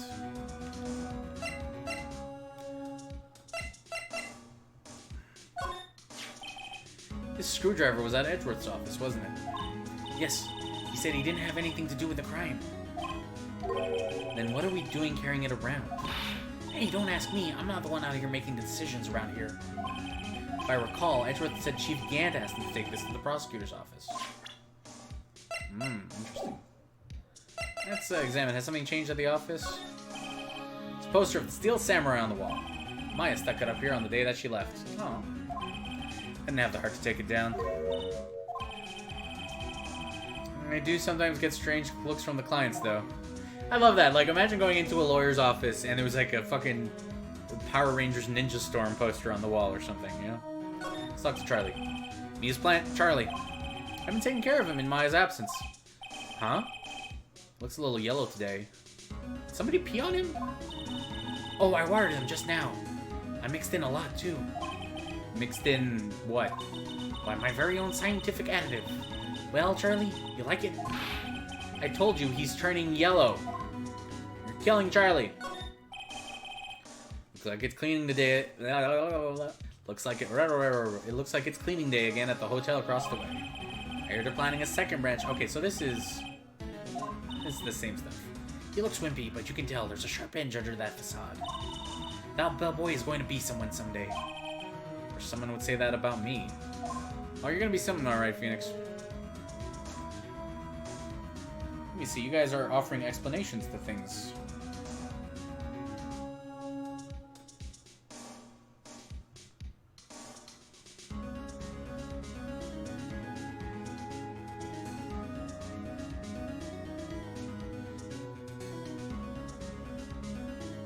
Oh, you guys are discussing some stuff. Good. I'm glad you guys are having fun. Alright, let's move.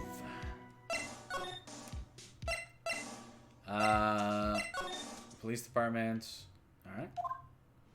How are you not arrest? How are you not arrest? Be arrest. How are you not under arrest? It's clear that you did some fucked up shit. Howdy, Bambina. Oh, Mr. Marshall. Never thought things would turn out this way when I woke up this morning. Is it still the same day? I guess so. Que sera, sera. You never know where life will lead you, eh, Bambina? I should have known my luck had run out when old Billy dried up this morning. Billy? Must be his pet cactus. Say, where are you headed? Just over to the prosecutor's office for a little interrogation. It's a voluntary appearance, but we all know I won't be coming back. Sorry, but you can't go in the evidence room today, partner. But Mr. Marshmallow, why did you do it? Why do prospectors head west? If ever there was a case I needed to know the truth about, it was that one. Before you turn yourself in, Mr. Marshall, would you mind telling us exactly what happened? Huh. Looks like I won't be getting a steak lunch today.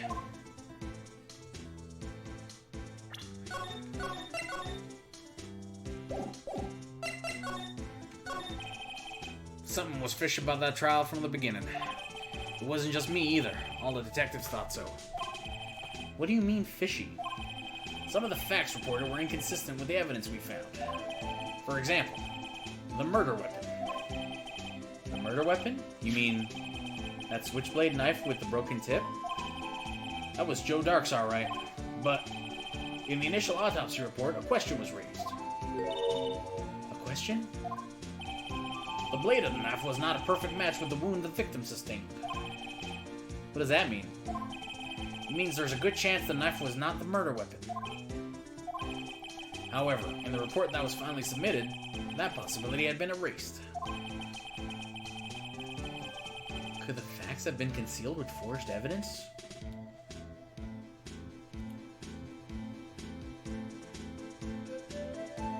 Meekins is just a walking annoyance.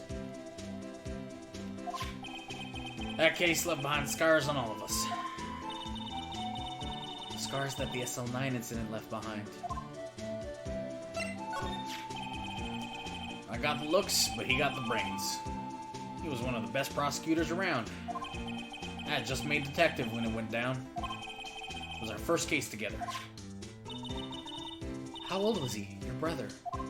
He was 27 at the time. He was awarded the highest honor that very day. The highest honor? You mean the Special K award? You know, for being high in fiber and shit?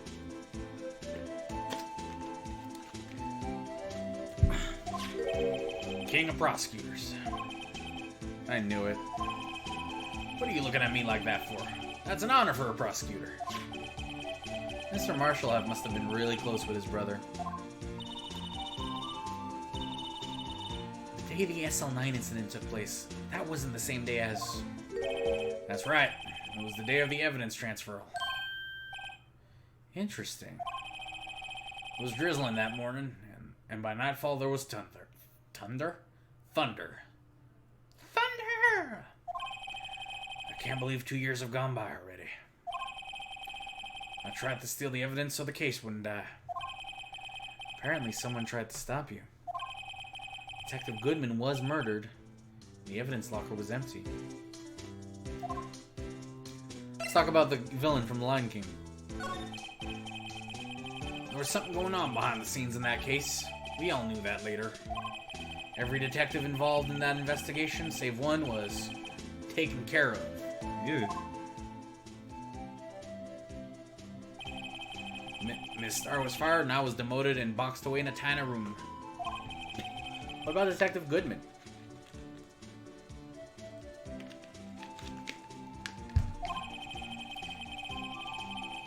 If they did something to him too, the commissioners would get suspicious. No, they were careful enough not to be too obvious. They? Who are you talking about? Don't get upset, Bambina. I mean Damon Gant and Lana Skye. Gant and Skye.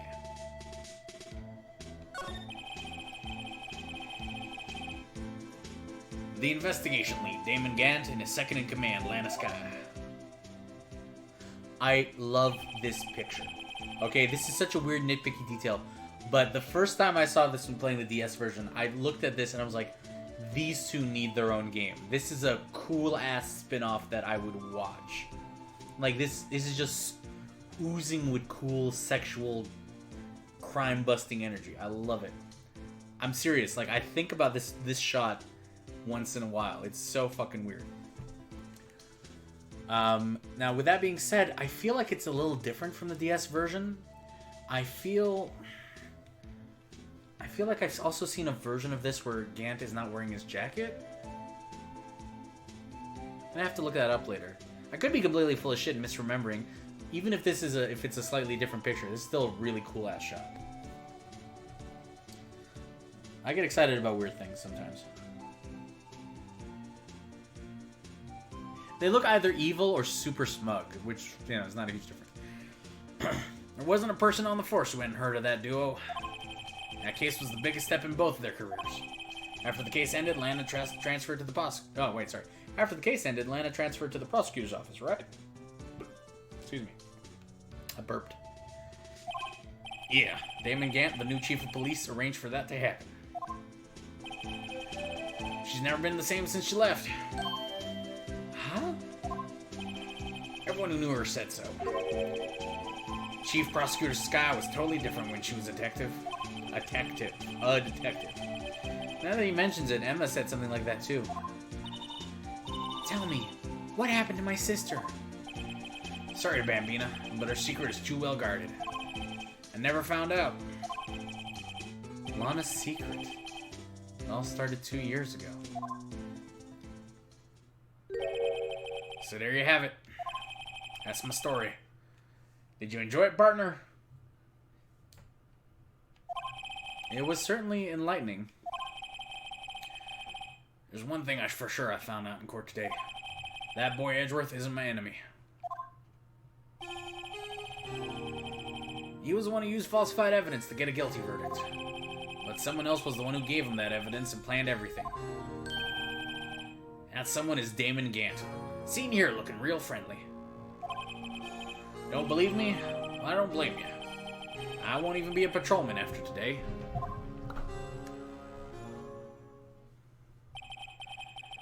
Too bad I won't be around to work with you when you become a real scientific investigator. Adios, Bambina. High noon. Let's see what Pompadour Cop and his sidekick are up to. Look, that patrolman is saluting the other guy. He must be a detective. So I cuffed a lot, right? Then you know what he says? What are you, a moron? I'm an undercover agent. Oh, man. I hate it when that happens. I guess he wasn't saluting. He was just listening to how his friend messed up. It's pretty bad. They make a good pair, though. Alright. Let's mosey on down. But first... The Blue Badger is still writhing around today.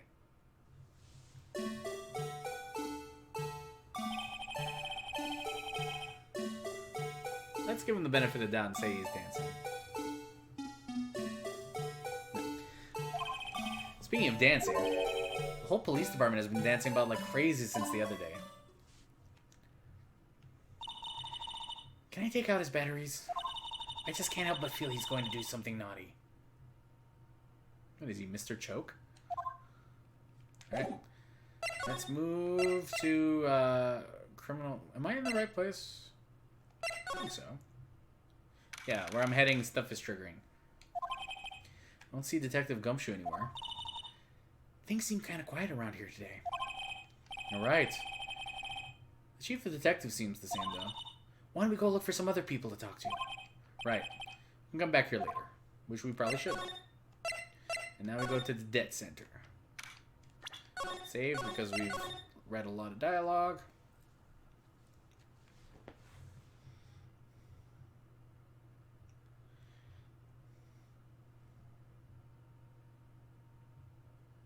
Yeah, we did the spaghetti western. I had a moment in one of the earlier episodes, which you can check out on my YouTube stream archive.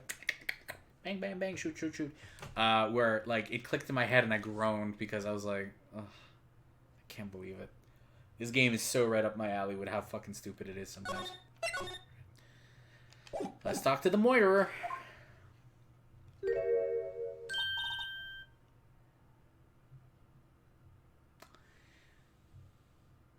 Lana.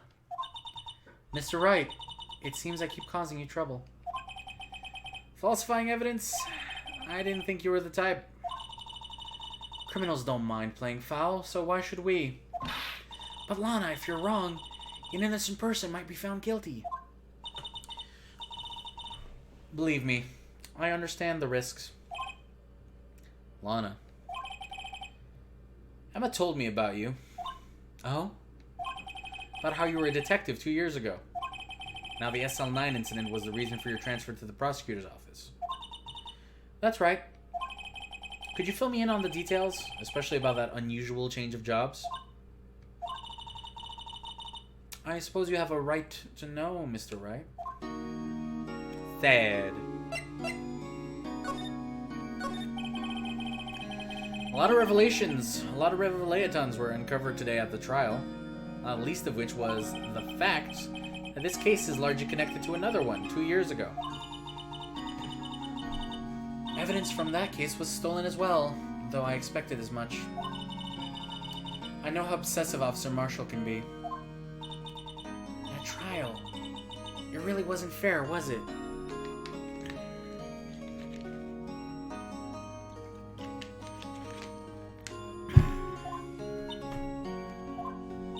I believed in you, Lana. I believed that no matter what happened, you'd always stick to the truth. It couldn't be helped, Emma. At least that trial 2 years ago. At that trial 2 years ago, I sold my soul. Well, all drama aside, the fact of the matter is at 5:15 there was no murder at the police department. Tell me it's not true, Lana? What the witness, Miss Starr, said? About you stabbing Mr. Goodman with a knife? Lana, I don't understand. Why won't you tell us? Emma, this doesn't involve just me. I don't think I've ever seen Lana look so fazed before. It's true. I was a member of the police force 2 years ago. She was amazing. Look how cool she looked. She had like, oh, I just realized she had like a fucking Kamen Rider like character action scarf thing going on. They still talk about all the cases she and Chief Gant cracked together. Chief Gant? He was the deputy chief of police back then, but he still worked the crime scenes. Damon Gant. He was everything I aspired to be. They were the best team ever. They solved crimes before the reports could even be filed. Emma really idolizes her big sister. But now you're a chief prosecutor. What happened? I always planned on becoming a prosecutor. The reason I became a detective was to gain experience investigating crime scenes, so you could use that experience in court, right? Gant's help in the SL9 case was crucial to its resolution. After that, he became chief of police and arranged my transfer to the prosecutor's office. Maybe I should ask more about this investigation of theirs 2 years ago. And now the Drake investigation. 2 years ago, I was second in command of the detectives investigating Dark. Second in command? That means the investigation lead was Damon Gant, correct? Correct? Yes. Deputy Chief Gant and I shared the same office and the same investigations. Same office. Remember that for later. They even had the same office. Remember that for later. We led a team of the best detectives on the force. They also looked very eccentric. Detective Goodman, whose case it was, Jake Marshall, and Angel Starr. It was the first time Marshall worked with his brother. He was quite gung-ho. Without a doubt, Joe Dark was the serial killer. We asked him to come in for questioning. We were desperate for evidence. That was when his final murder took place. When he tried to murder Emma. Prosecuting Marshall was trying to save me from Dark. The Dark, Kyrie. Kyrie. You see, the first person who happened upon the scene of the crime was me. Now you tell us. Damon Gant and Neil Marshall were the ones questioning Dark that day. The investigation was in its final stages and Dark must have suddenly panicked. So he waited until Gant and Marshall let their guards down and fled the room. From there, he ran straight to the office shared by Deputy Chief Gant and myself. What y'all up to in there?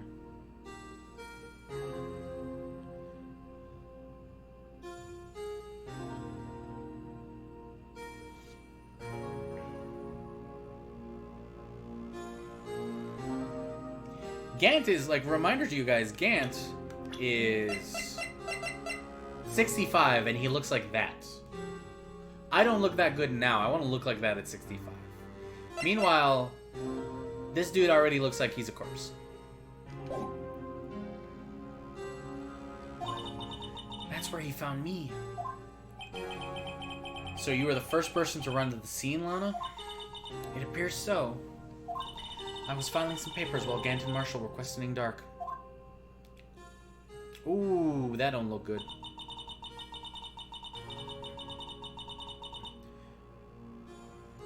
When I returned to my office, I saw 3 bodies on the floor and smelled blood. It was delicious. 3 bodies? Prosecutor Marshall, the victim, Emma, who had passed out, and the suspect, Joe Dark. During the struggle, it seems Mr. Marshall struck a final blow before he died.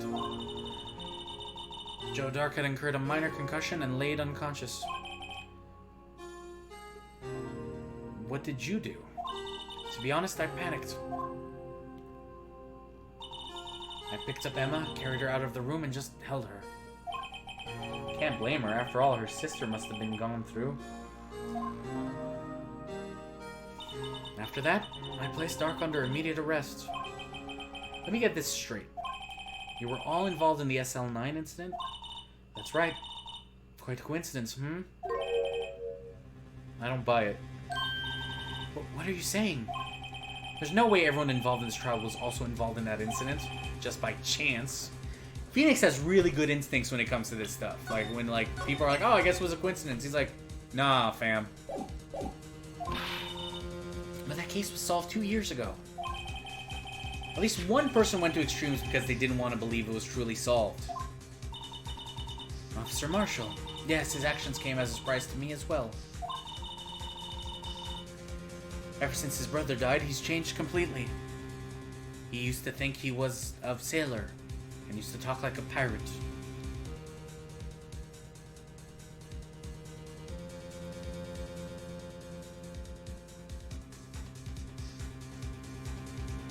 Yeah, okay. Oh my god, my belly's itchy. Oh, belly itch.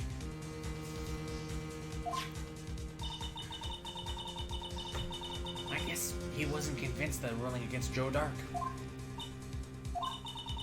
Life doesn't end with the closing of a case. Everyone has to live the rest of their lives with their memories. That case might not be over yet. Huh? Lana's surprise face is just like she's like a JoJo supermodel. Emma was assaulted by Dark at the police department, right? Yes, in the office that Damon Gant and I shared. The office that Mr. Gant now occupies by himself. The Chief's office. Maybe we should have a look at the Chief's office. The site of the final SL9 murder.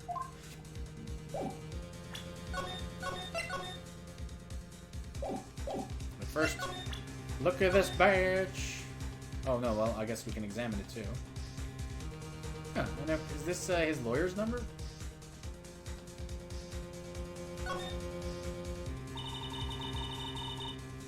Man, it's really, it just looks, it's not a very impressive badge.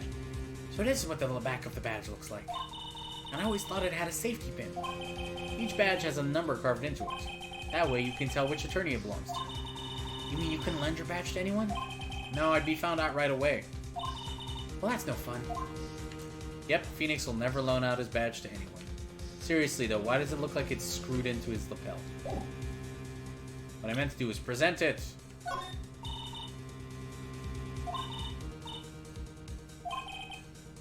Yeah, she doesn't want to see. She still doesn't want to see anything. Alright. A little. Alright.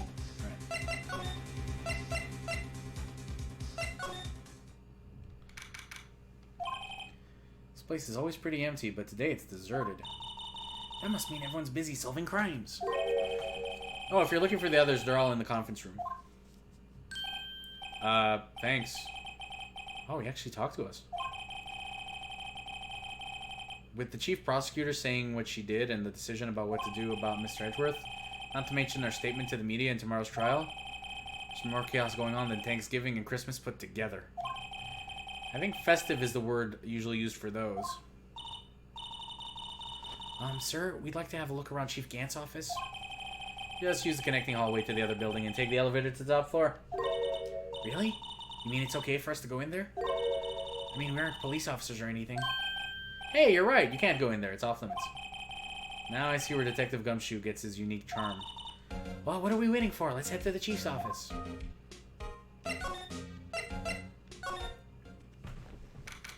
Oh, yeah, I forgot about this. Oh, man. This is some shit right here.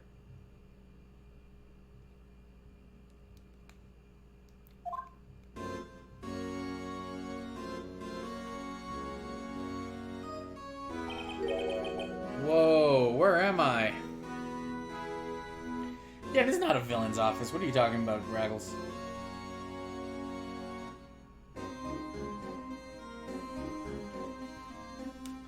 That's why he transferred Lana, so he could have room for the organ. In the chief's office, silly. At least, that's what it said on the door.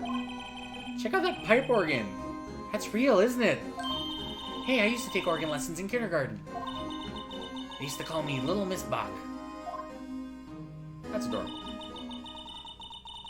I thought I was a genius until they tried teaching me notes.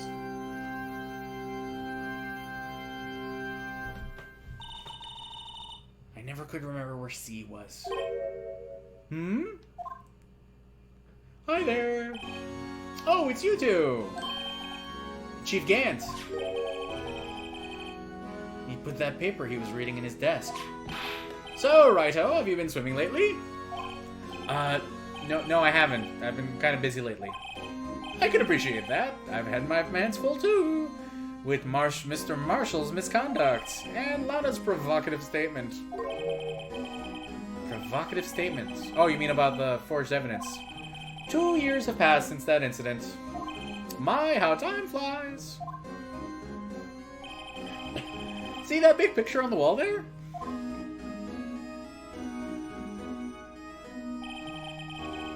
That's a picture of Lana, Neil, and me. So this is Mr. Marshall's brother, Prosecutor Neil Marshall. We took it to commemorate our work together. Something's not right with this picture. I know what it is, but you guys will, actually, there's a few things about this picture that's awfully interesting, isn't there? Oh man, I could go for pizza right now. I can't quite seem to put my finger on it. Gant team picture added to the court record.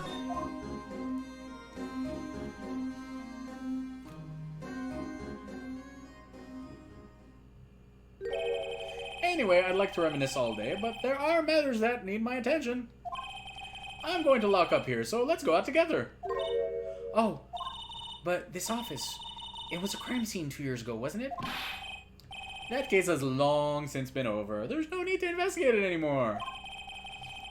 All the same, we'd still like to have a look around. Perhaps you didn't hear me. I said there's no need to investigate it anymore. Now hurry up and get out. I have a meeting to attend. I'm really buff. Don't make me take you. It looks like we aren't welcome. Seems that case isn't over with yet after all. What do you mean? Chief Gant denied our request to search the crime scene. It means there must be a reason he didn't want us looking around in there. You mean like a clue? There's gotta be a way we can get inside the chief's office.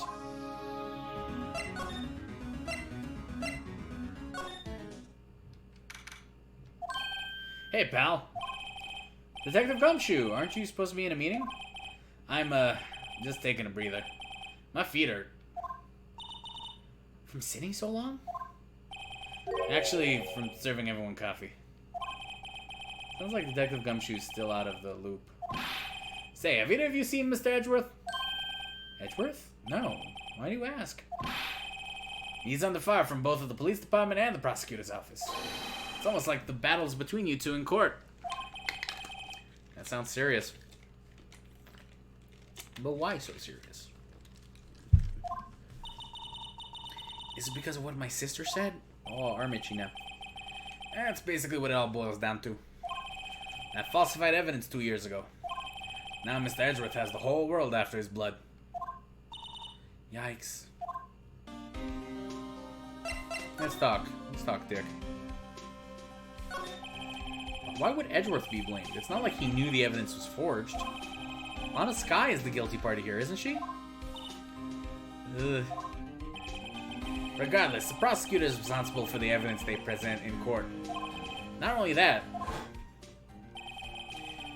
but as you know, there's been a lot of rumors going around about Mr. Edgeworth. His amazing talent as the prosecutors kept him safe from those who don't like him. But now with this, are there really so many people who hate him? In our world, only those with talent rise to the top. Mr. Edgeworth not only has that, but he's young. There's no better recipe I know of for making enemies. Also, he's hot. You see how hot he is? He's super hot. Hey, Dick. Keep up the good work. Yes, sir. Let's go out for lunch again sometime. My treat. Yes, sir. You gotta take me back to that joint sometime, okay, Dick? Yes, sir. Seems like you don't have any problems with enemies. Yeah, well, I'm careful not to stick out. Also, I'm not young and talented. Anyway, I'm a bit worried about him. Under all this pressure, I'm afraid Mr. Edgeworth just might crack. Let's talk about the Slanine incident. Actually, I took a look at the file earlier while the coffee was brewing. He seems genuinely concerned for Edgeworth. Well, did you find out anything? The only evidence Doc left behind was during his final attack. His final attack? You mean when he killed Prosecutor Marshall? He's trying to prosecute some girl. Protect some girl. Me. It seems Detective Gumshoe never realized Emma was the girl. That's when he left the most incriminating evidence of all. Well, what was it? Oh, let's see. I think it has something to do with the murder weapon. Oh, I forget. Look, it's all here written somewhere, okay? His powers of recollection never fail to impress. Maybe we show him the murder weapon. It might jog his memory. Let's talk about Drake's crimes. Joe Doc was 42 at the time of the crime. He was just your run-of-the-mill businessman. He just wanted to live a quiet life. Oh my god, he's Kira. As if Kira wasn't caught. I mean, you can't see his face, but you guys remember what he looked like? He's old Kira. A businessman? What made him take the serial killer? One day on his way home from work, he hit someone with his car. With his car? So, it was an accident? An accident, yes, but it transformed him into an animal. An animal? Now there's a guy who loves hands.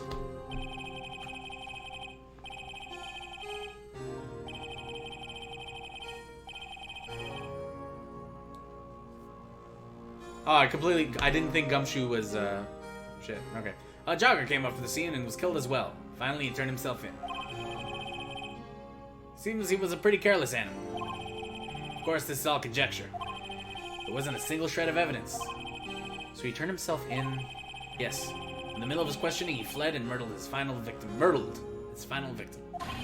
Prosecutor Marshall. That crime was witnessed by someone too, but luckily Dark was arrested on the spot. Hey, it's a good thing that last witness wasn't killed.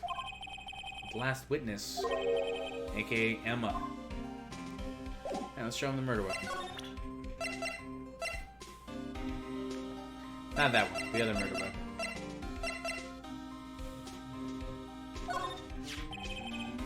About this. Hey, is that... has a tag attachment with label SL9 incident on it. I believe this would be the broken murder weapon you were speaking of. What are you doing with that? Ever since that case was closed, that knife's been locked away in the locker.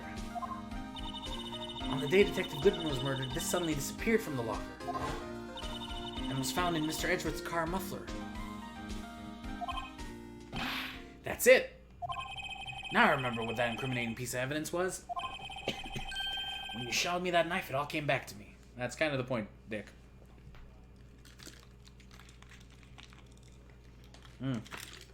Yeah, there's like 3 different cases. Like, honestly. I'm thirsty, but it's mostly because there's like ice in this, and it's so soothing on my throat. Well, what is it, Detective? Quick, before you forget again, which is a serious possibility. This knife. Oh, wait, this knife. It was Joe Dark's, wasn't it? That's right. We traced it back to the store he bought it at. Plus, it had his fingerprints on it, too. But no one actually witnessed him using it to murder anyone, right? That's where his luck ran out. When you take a good look at the knife, you'll see it's broken. You don't have to take a good look to notice that. Yeah, well, anyway. Take a guess where the broken off tip of the knife was found. That's what did him in. Where was it? The victim, Victim, Neil Marshall, was carrying it inside his own body. It was found deep inside the stab wound. Did it match Dark's knife? You bet. Down to the last fiber. That's pretty conclusive. Neil's autopsy report added to the court record. Stabbed in the back, died from a punctured heart and lung. A knife tip was found in the wound. Switchblade knife updated in court record. The broken tip was found in the victim's body. Belonged to murderer Joe Dark. Well, there you have it in a nutshell. I just want to check one thing. Yeah, that's what I thought. So, that's that. Yeah, just a K and a shield. And that's this. Yep, nothing out of the ordinary there. That's all I know. Can I ask you one more thing? What is it? If it's money you need, you should ask Chief Gann. It's not money, but it does concern the Chief. His office is a crime scene, right? It's where Prosecutor Neil Marshall was murdered. The Chief's out now and his office is locked. But we'd like to have a look around if that's okay. Fucking... Shh. You saw it, Raggles. Keep it to yourself, buddy. Wink. Well, any detective's ID card can unlock the door. What? Really? But if I let a civilian in there, I'd be charged with breach of trust. Breach of trust? Simply put, I'd be canned. Oh. Sorry, pal. I don't plan on getting fired because of you. And it's not like you got your own card or anything. How about this ID card? It was Detective Goodman's. That won't work either. Oh. The data was deleted the day he died. Oh. So in other words, Gumshoe's our only chance of getting into that office. Wonder if there's something we could show him that would make him change his mind.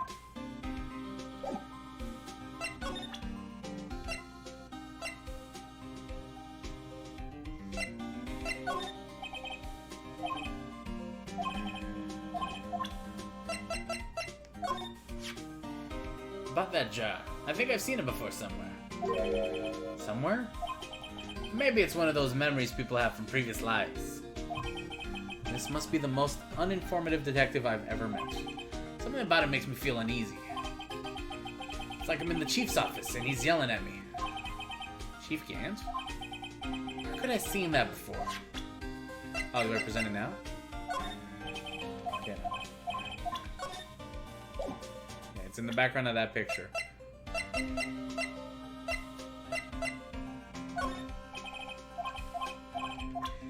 probably gonna have to look around more before I find anything that'll convince him to let me into the office, but I'm just trying a few things. Let's actually move. Let's look around a bit.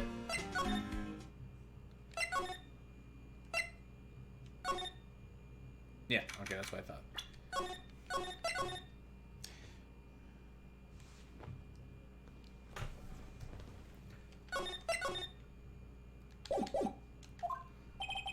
No one's here today. Not even Miss Star. Everyone's probably busy looking to what exactly went down in the evidence room. That must be where the detectives are. But we proved in court today that on the day of the crime, no one was murdered in the evidence room at 5:15. Yeah, I thought we were finally making some headway in our case. But instead, it looks like we just ended up making Lana look even more guilty. Hang in there, Lana. Yeah, let's break the door down. Pookie the Exile. Let's break the door down where a bunch of detectives are investigating. Oh, and the chief's office? Yeah, no. He's got to have some kind of monitoring in there. I don't remember if he does. I've got to find all the answers by tomorrow.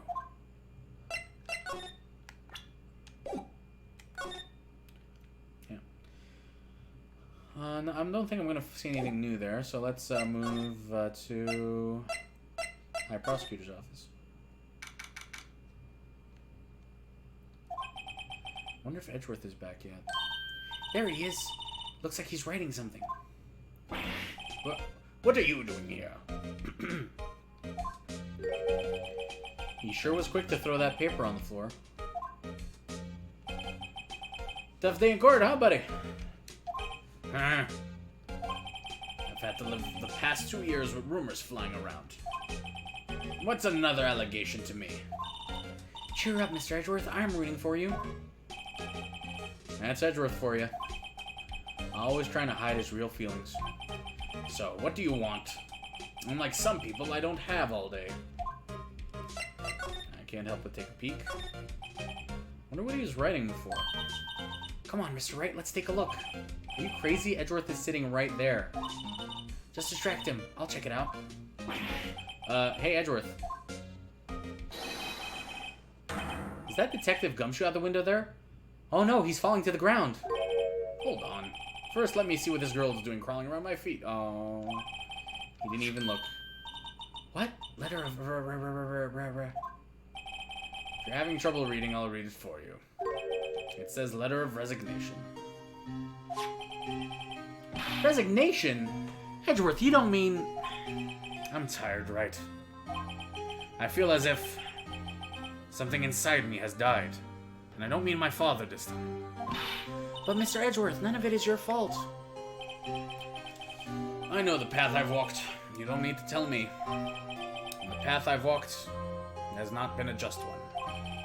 I can't forgive myself for what I've done. No one else should forgive me either.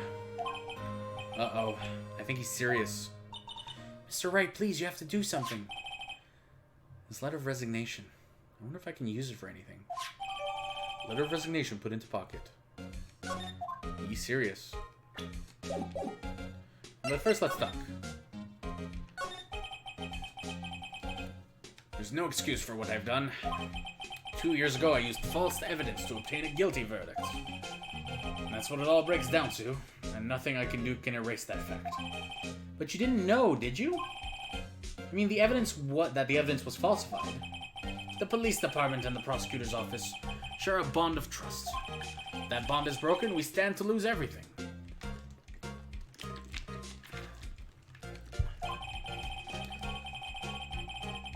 The police department's error is my error. My responsibility as the prosecutor in charge. That fact remains the same no matter what excuses I might have. Mr. Edgeworth, I take pride in my work. So tell me why. Why has it all come to this? Even Edgeworth can't keep this kind of emotion bottled up. Are you up for the trial tomorrow? First last year's trial and now this one. It seems all you do is worry about me. I really like when Edgeworth has that kind of wry grin on his face. To be honest, you're getting on my nerves. These guys love each other. His shirt is framed because it's rad. Look at it. It's awesome. He is very edgy. Edgy poo. But Mr. Edgeworth, you can't just walk on the trial. Tomorrow's the last day. It's too late to change prosecutors. I'll bet that's what my superiors are banking on. I never thought that case would come back to haunt me like this. What do you mean? The list of evidence seems too short. Most lists run twice as long. It's only half as long as most lists? That's odd. After Neil Marshall was murdered, I became prosecutor for that case. I may not have been part of the investigation, but I knew what I had to do. Use the evidence I was given to prove the suspect guilty. That was really the only thing on my mind at the time. Say, we just saw a picture taken around that time. That picture. Something seems strange about it.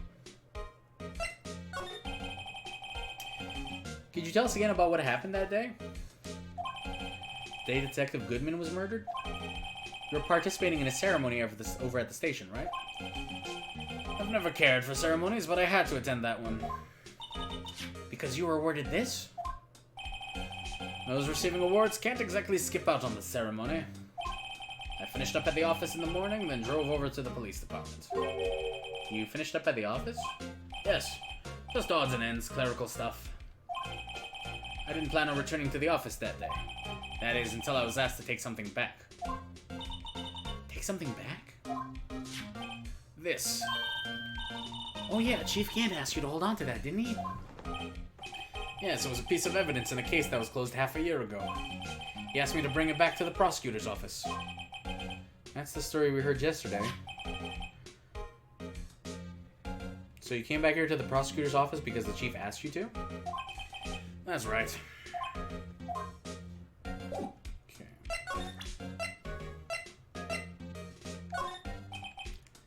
They say where there's smoke, there's fire. Apparently I was so caught up in the smoke, I lost sight of the truth. Edgeworth. The others are right. I have no right to serve as a prosecutor. But Mr. Edgeworth, you were only doing your job. I've always made my own decisions about what I can and cannot do. That hasn't changed. Forgiving myself is something I cannot do. Uh-oh, I think he's serious. Mr. Wright, please, you have to do something. This letter of resignation, I wonder if I can use it for anything.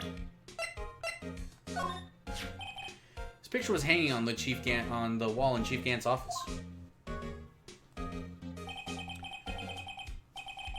Prosecutor Neil Marshall. He had just started making a name for himself. It looks like this was taken when he received the King of Prosecutors trophy. Speaking of that, there's something that bothers me. Yes? The trophy Mr. Marshall is holding. It's a little different than yours. Yes, you're right. I remember now. Remember what? That was what the official prosecutor's trophy looked like until 2 years ago. There's a story behind its design. A story? Sounds interesting. Would you mind telling it to us? It's simple, really.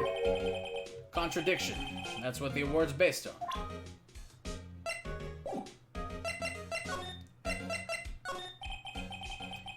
This award originates from an ancient Chinese tale. When a young monkey boy went on an adventure to find 7 balls of dragon. In Chinese, the word contradiction is written with 2 characters. The first means halberd, and the second means shield. Have you heard this story?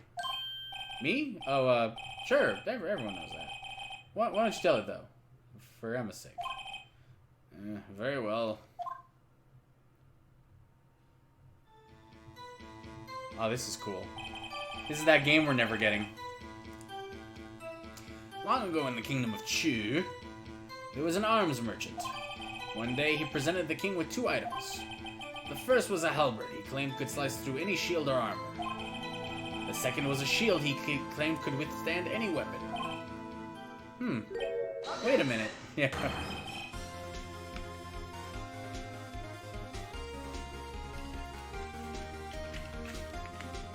I love this game.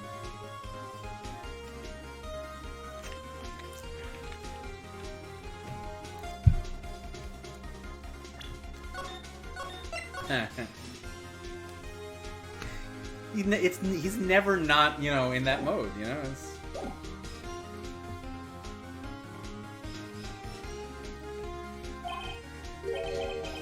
Very perceptive, but then again, you've heard this story before, right? Anyway, as you mentioned, the very descriptions of these items discredit them both.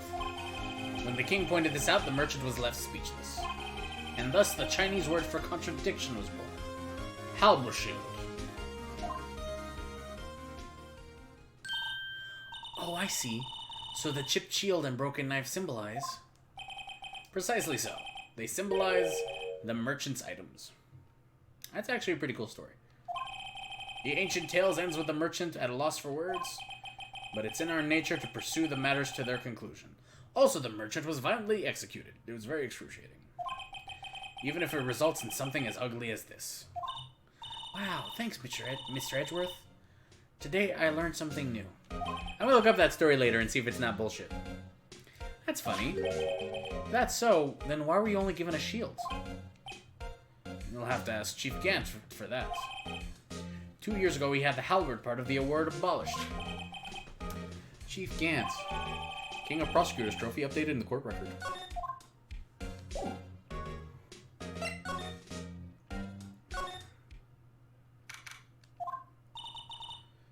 Excuse me.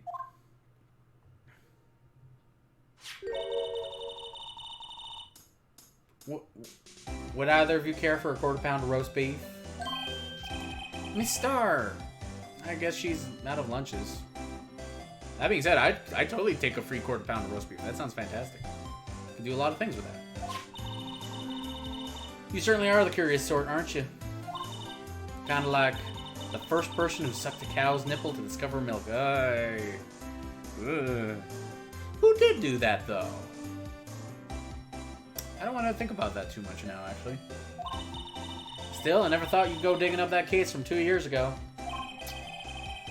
Everyone in this trial was involved with the SL9 incident. Not only that, but the murder occurred on the very day the evidence from that case was due for transferal.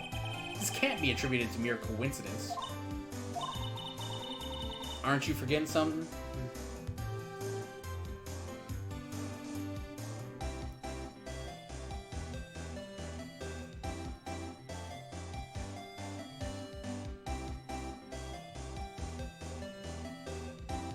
Huh. Oh, that's weird, man. Thank you for telling me that. That is interesting. Oop, that's the wrong button. You know that little scene I happened to witness? The instant Lana stopped Detective Goodman with a raging demon, I mean knife. No matter how much of the past you dig up, it won't change what I saw. Roast beef is meant to be savored when eaten. Miss Star's hatred towards Lana. It all dates back to 2 years ago.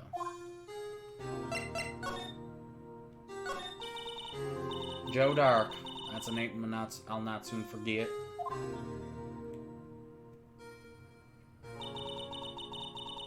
Look way cooler with the with the less stupid hat in that picture.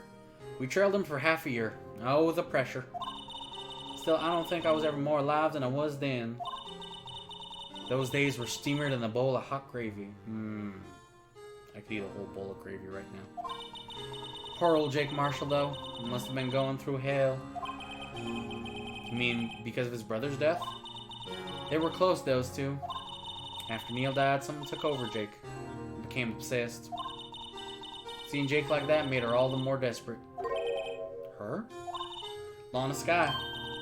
My sister? The best of the best were put on the SL9 case. Of course they were led by that legendary duo. Badass and hotness. Lana's badass, by the way.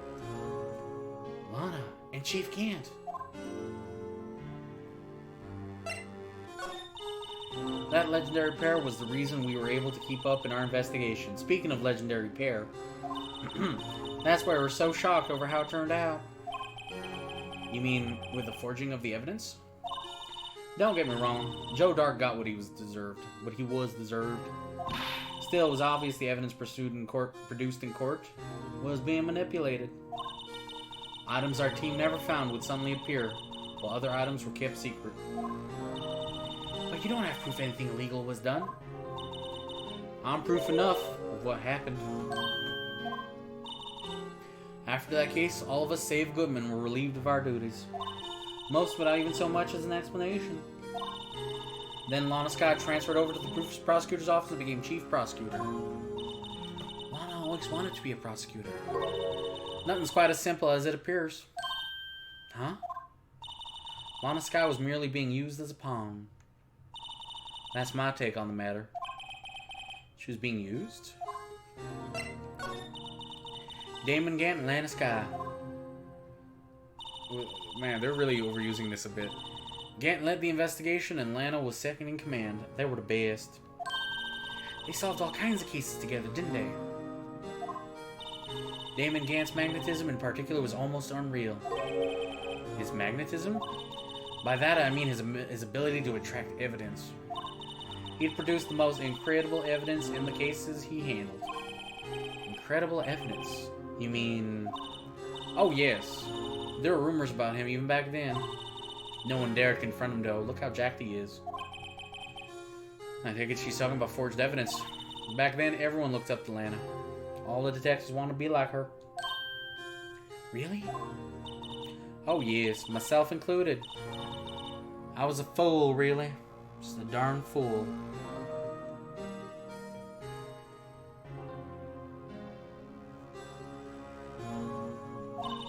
She hated anything crooked and always watched out for the other detectives.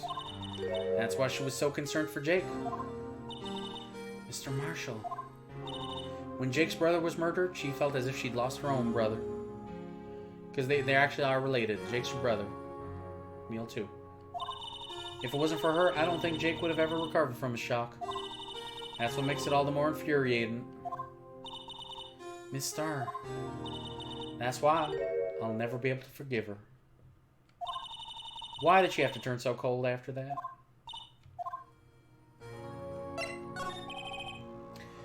Lana transferred to the prosecutor's office 2 years ago, didn't she? Yes, thanks to Chief Gant's powerful influence. Chief. That's right. Having solved the SL9 case, his position as chief was secured. There was only one thing left for him to control. And then no one could stand in his way. The prosecutor's office. What? You mean that's why Lana was transferred? Which makes a lot of sense. If he can control the chief prosecutor, he can control the prosecutor's office. That must have been his goal all along. But how could he control Lana? I don't know, but one thing's for sure. Ever since that case ended, she's never been the same. It's only logical to conclude there must have been a reason for her to change. At last. Finally getting close to the bottom of this ugly mess. Thank you, Miss Starr. You listen to me, rookie. It takes more than just ingredients to create fine cuisine. I hope you turn out to be a better chef than I've been.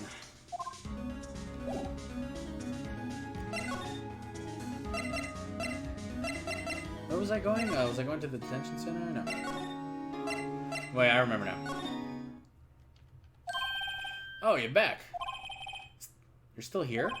I gotta make 150 copies of these files. Brewing coffee, copying files. I'm turning into a regular DJ. You're a DJ as well? If I'm not mistaken, I think you mean desk jockey.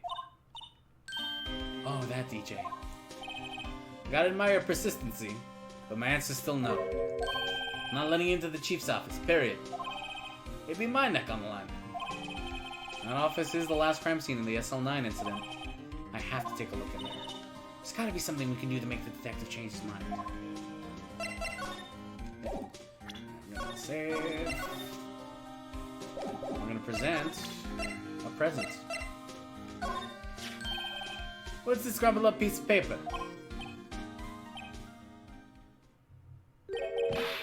No way! Mr. Edgeworth can't be serious. Is he ever not serious? I can't believe they pushed him this far. Mr. Edgeworth really feels responsible. When I first met him, I thought he was cold as ice too. But I know different now. He trusted us detectives to provide him with sound evidence. But we betrayed him. Detective.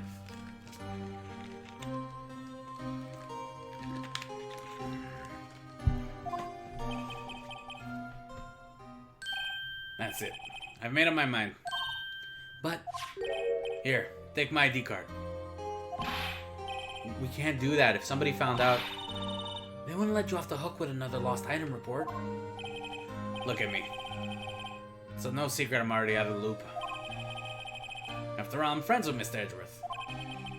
Depending on how this case turns out, I may already be as good as terminated. what? So at least let me do this. For Mr. Edgeworth's sake. Alright, detective. Thank you. Gumshoe's ID tucked swiftly into pocket. Alright.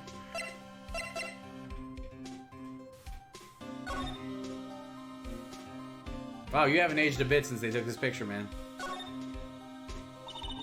Detective Gumshoe isn't very photogenic, is he? Whatever you do, just don't say that to his face. Look, his eyes are half shut. No, they're not, Lana. Yeah, and his mouth is half open. He's not. You guys... Hey, each of his shirt buttons is off a notch. Is it? You can't see with his tie. He's got the narrow end of his tie in front. You guys are just mean. I think this goes beyond being photogenic issues. Doesn't he have to sign it, though? I bet this reads something. I'd love to... Maybe they... I'd have to look that up one of these days.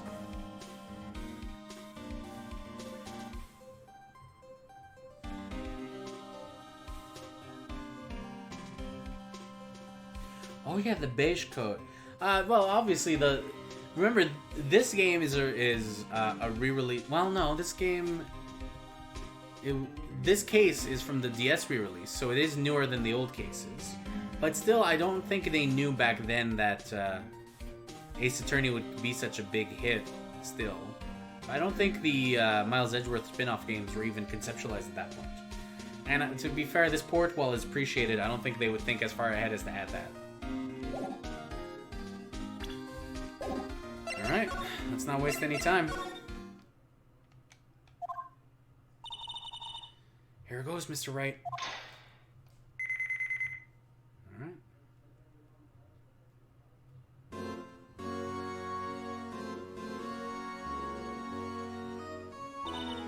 We're in.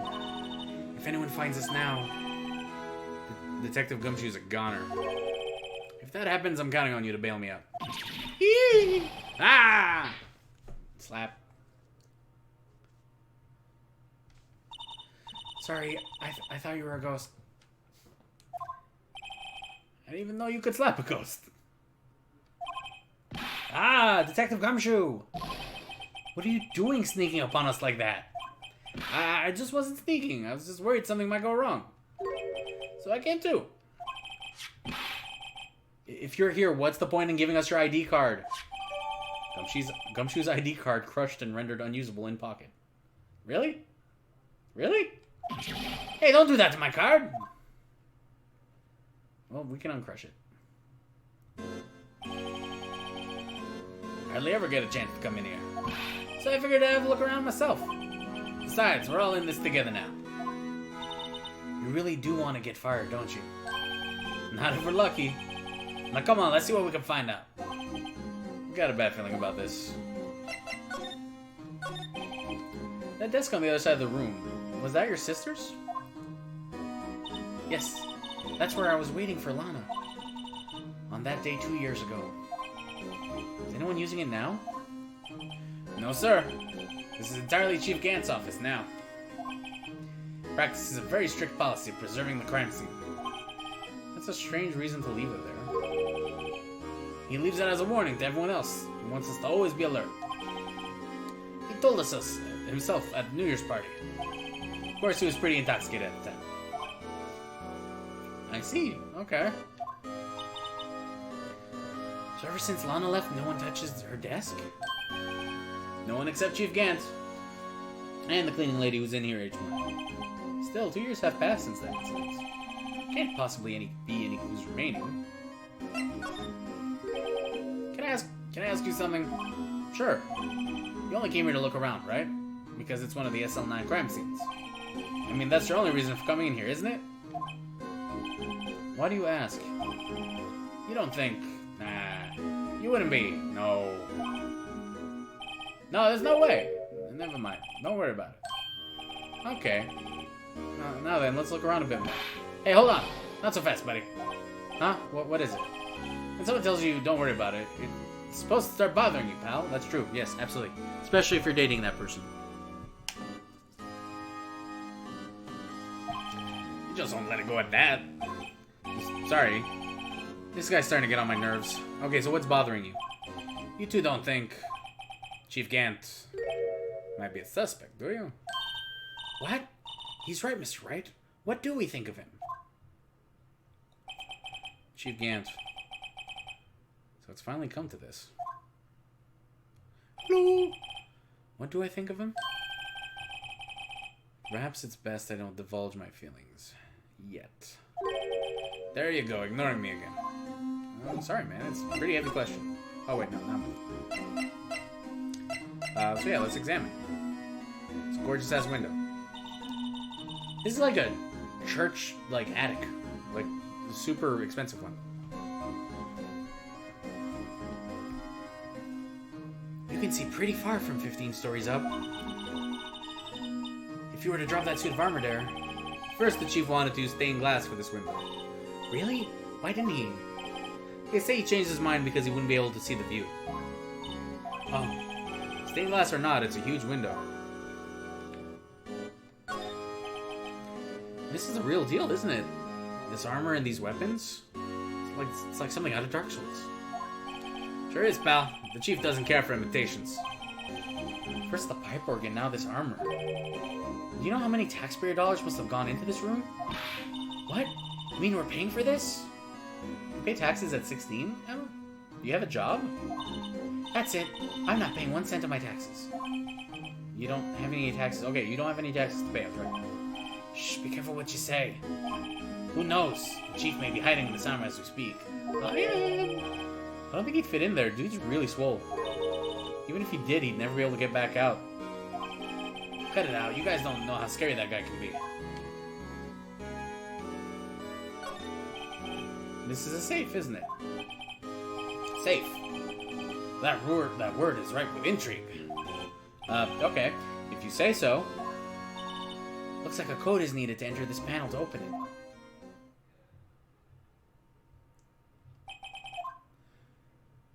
A 7-digit number. I think I just might know what it is. Do I? 221 SL9? Wait, I know what number it is. Do you know what it is? I have a hunch. Oh, I know. You want to try my birth date? No, it's not that.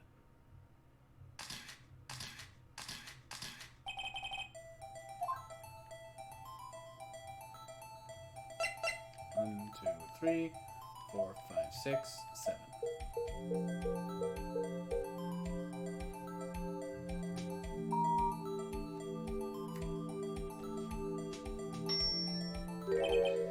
Bingo. What number did you enter? Whose birthday was it, pal? All 7s. The final ID card number on that record. What? The number of the mysterious executive officer who entered the room that day. You mean 7777777 Muda Muda Muda Muda? That ID number? I think you're 1 7 shy this time. That can only mean one thing. That's Chief Gant's ID number. Hey, anyone care to look inside? Oh, we'll get there in a minute. We're gonna examine everything else, because I have a feeling that's gonna trigger like stuff. Wow, look at the size of the Chief Gant's desk. Speaking of that, when we were here earlier... I wonder what he was reading. This looks like a list of evidence. List of evidence? In most cases, the list runs twice as long as this, though. Hey, look at the case name. Huh? SL9 incident. Wonder what this is doing here. Hold on, detective. What did you just say? I said, what? No. About evidence lists. Normally, they're twice as long? That's right. I guess it wasn't a lot of evidence. Half-size list of evidence. The list of evidence seems too short. Most lists run twice as long. I mean, that seems oddly, like, it's like, it could just be there's not a lot of evidence, but what would the other half of this list be doing here? I knew it. The chief must be hiding something about that case. Would appear so. Evidence list added to the court record. Man, look at this fucking thing. Chief's organ sure is a sight to behold. Occasionally we hear him playing it from the Criminal Affairs Department. That's on the 2nd floor, and this is on the 15th floor of an entirely different building. When a detective screws up, the chief calls them to his office. He makes them listen to the organ for hours. What's so bad about that? Music? Oh, what's so bad about that? Music soothes the soul. After that, the detective can't hear anything for days except for the ringing in their ears. So that's an instrument of punishment, literally. But aren't the chief's ears effective? He never listens to anyone anyway. That's beside the point. Oh, look at the size. We found this inside the jar. List of evidence has some lime. Sedgeworth.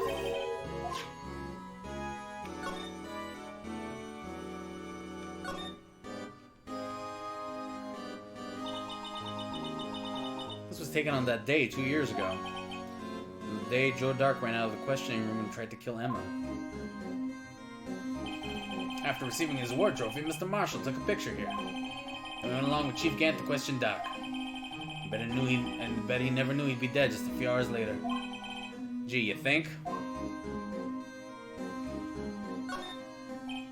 Look at that giant window. Makes you want to crash through it and jump outside. This is the 15th floor? I know, I was just saying. Saying what? Ever since being a detective, I've always dreamed about doing something like that. Note to self, Detective Gumshoe has a lot of dreams. So long as he doesn't go crashing through that window when he gets fired. Don't say that. These shelves are mostly empty. Lana must have cleaned them out when she was transferred over to the prosecutor's office. There's a small picture frame on the left shelf. Hey, this is when Lana and I went to that theme park. Oh, she left that behind? That sucks. So was Lana's desk. It sure is tidy. Glass. Lana's always been a meticulous cleaner. There's not even any dust on it. Looks like someone's still keeping it clean. Does Lana ever come back here? Does Lana ever come back here is what I meant to say. No. Chief Gant must still keep it clean in memory of their partnership. They were the stuff a legend's made of. Does he keep it in memory of her or in memory of the crime?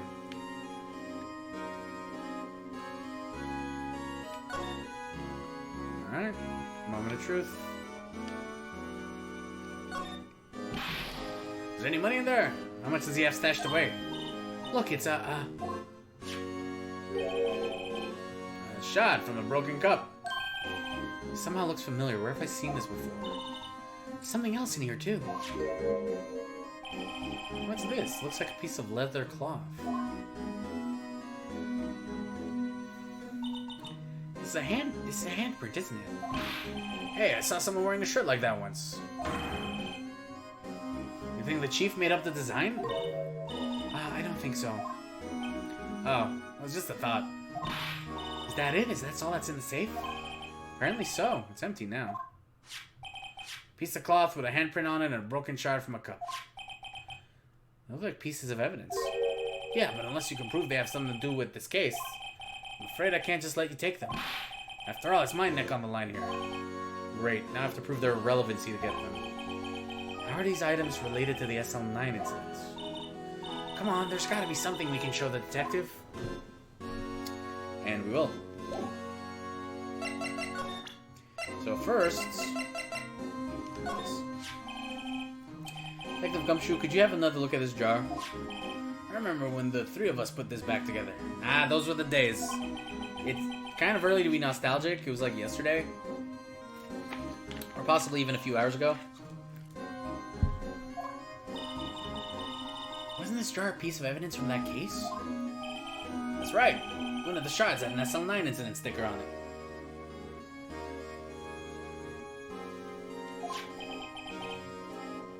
Doesn't this ring any bells, you know, that fragment we just found? You mean this one? That was in the safe? Yeah, it's that one. That was in the safe. Now that you mention it, it is ringing a lot of bells. Let's see if it fits. Here, let me see that shard. I'll take a crack at this. Go ahead, pal. Show us what a rookie can do. Mr. Wright, here's some glue. If I can piece this together again. They'll prove that Chief Gant was knowingly hiding evidence. Here goes.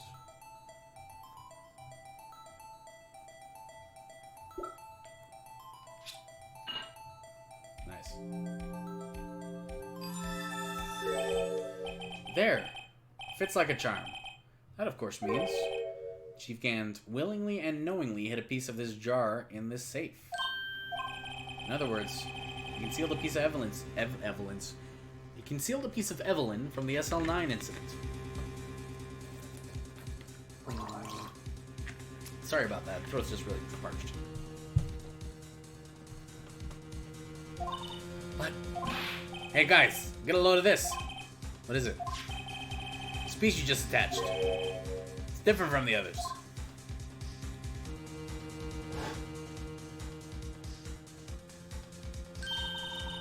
There's a reddish line on it.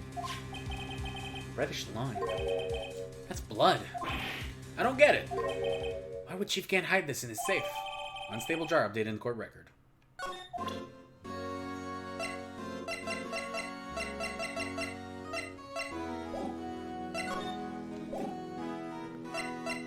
So do I have to prove something else is related to that leather cloth?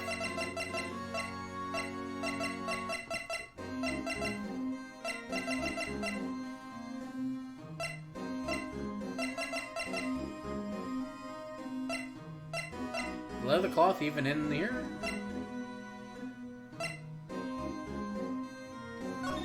I never did read this. Neil Marshall, 7 p.m. at 7:30. Single stab wound piercing heart and lung. Died from blood loss in under 10 minutes. Weapon found was missing tip. Alright. List of evidence from SL9. Huh.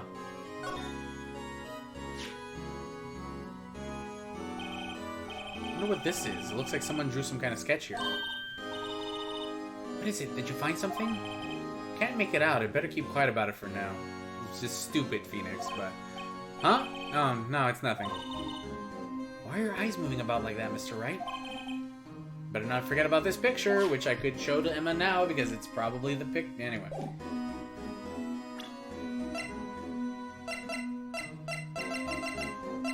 Yeah, that piece of leather isn't even, Let's move to criminal affairs. Wait, I have a feeling we still need to do something in the chief's office.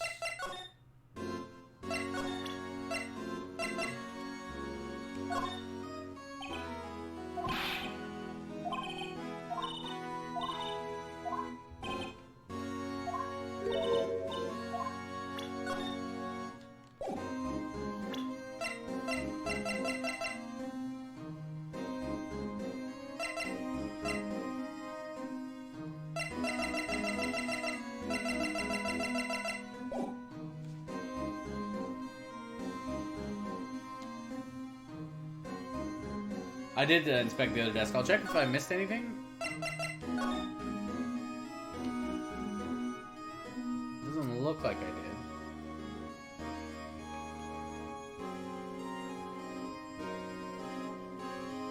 Okay, we're gonna do a little bit of a pixel sweep here.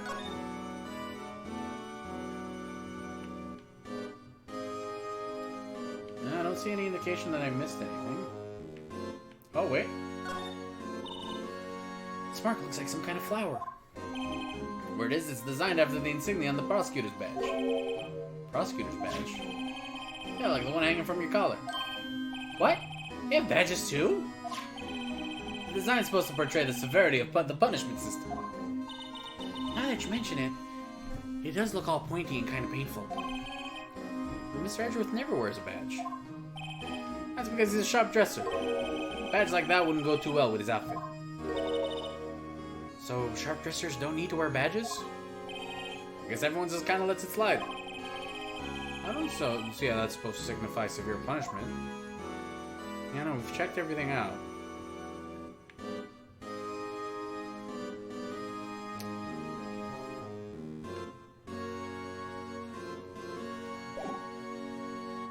Let's present a few things to him, just to be safe. That's what the chief was reading for, you know, when we first came in here. Yeah, it looks like the right side of the form's been torn off. What else about that is bugging me? Take a look at the back of that form, pal.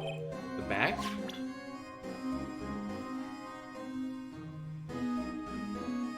I mean, okay. Am I supposed to... No, I'm not... I guess I'm not supposed to read it again. So if I present it again, is it different now?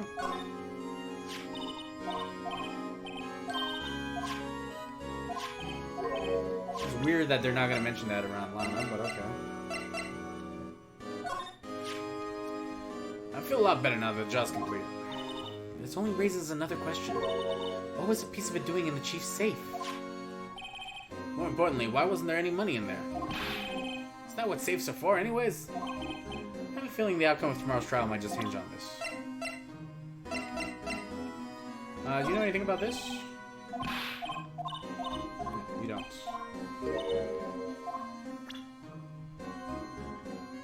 Oh, the fingerprinting set. That's a good idea. Detective Gumshoe, I'd like to have you take a look at this. Hey, I know what this is. So you want to take some fingerprints? Thanks, buddy. Thanks, bad guy.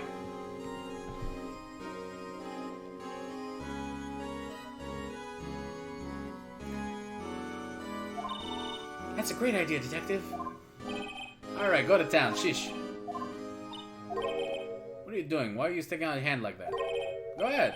Take my fingerprints. It's not to take your fingerprints we want to take. Huh? Come on, this isn't the time for jokes. Talk about that cloth. We were talking about that cloth we found in the safe. Oh, I know it. The one with the fan print on it, right? Sheesh. Where's the sense of humor? Okay, Mr. Wright, let's check for prints. Sprinkle the powder on the cloth, and once they've been absorbed into the prints, blow the rest away. What are you, my mom? I don't have to be told a million times. Jeez, Nick. Alright, let's get this over with. Nick's like tired.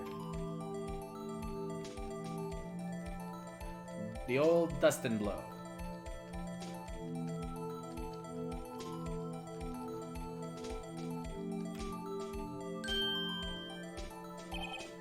I gave it my best shot. What kind of result won't be good for matching prints, will it? Really? It looks fine. Let's try a different finger then. Okay, fine, whatever. Let's try this one. This one looks good. And you would think a thumbprint would be the one that comes out the clearest, but whatever. It's fine.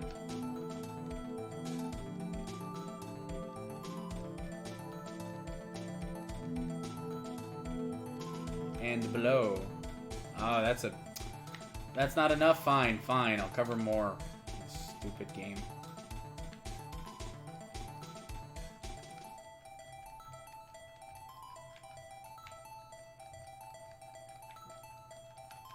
Better be enough. Beautiful. This looks like the last one.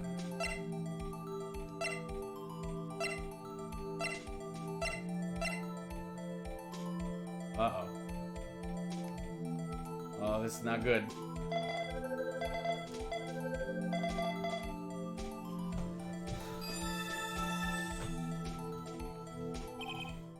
No.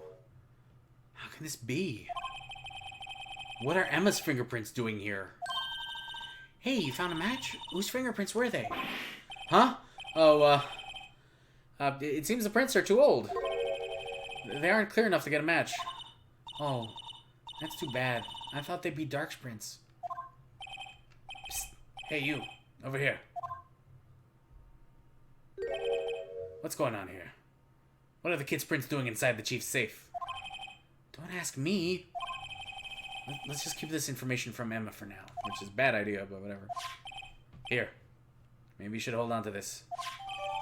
Piece of cloth folded and added to the court record. Well, was I any help? Of course. Thanks to your ID card, we were able to get some hard evidence. Now, that's not very kind, is it? In other words, if it wasn't for his ID card, he would have been useless. Isn't that right, you in the coat? Eek! Chief Gant! We didn't think you'd be back so soon. Fortunately, I'm a man who believes in signs. As I was walking to my meeting, I happened to look out a window and saw a stray dog run right into a pole. Just then I thought of a certain detective. Do you mean me, sir?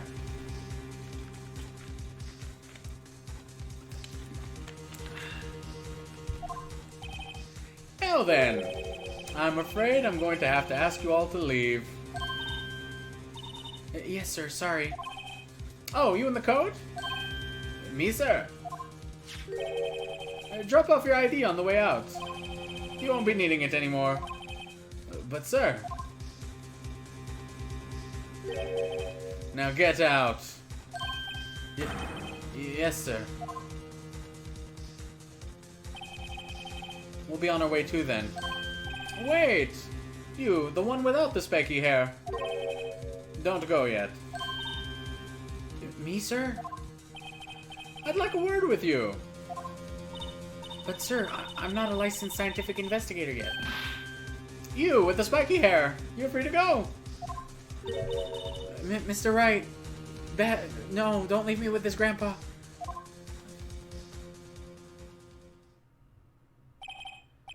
Look, pal, if I've told you once, I told you 1,000 times. The chief's office is off limits.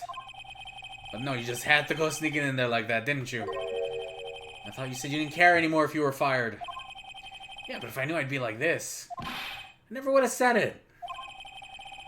Now that I've seen the evidence Chief Gant was hiding in his office, I think I'm finally starting to get the picture. Why has she kept eerily silent about this all this time?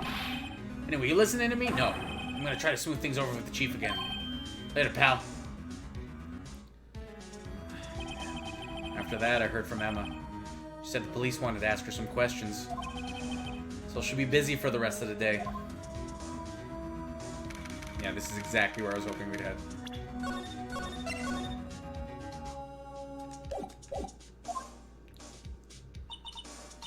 I see. So the Chief asked Emma to come in here for questioning. It's no use thinking about it. Tomorrow's the final day in court. I'm committed to doing everything I can to defend you, which is why I'm here. But I've already told you all I can. What you've told me over these past couple of days is absolutely nothing. Not a single useful thing. Really? I believe I did mention something quite important. Something I told you right at the beginning. I said that I was the one who stabbed Detective Goodman. You know, I think I finally figured it out.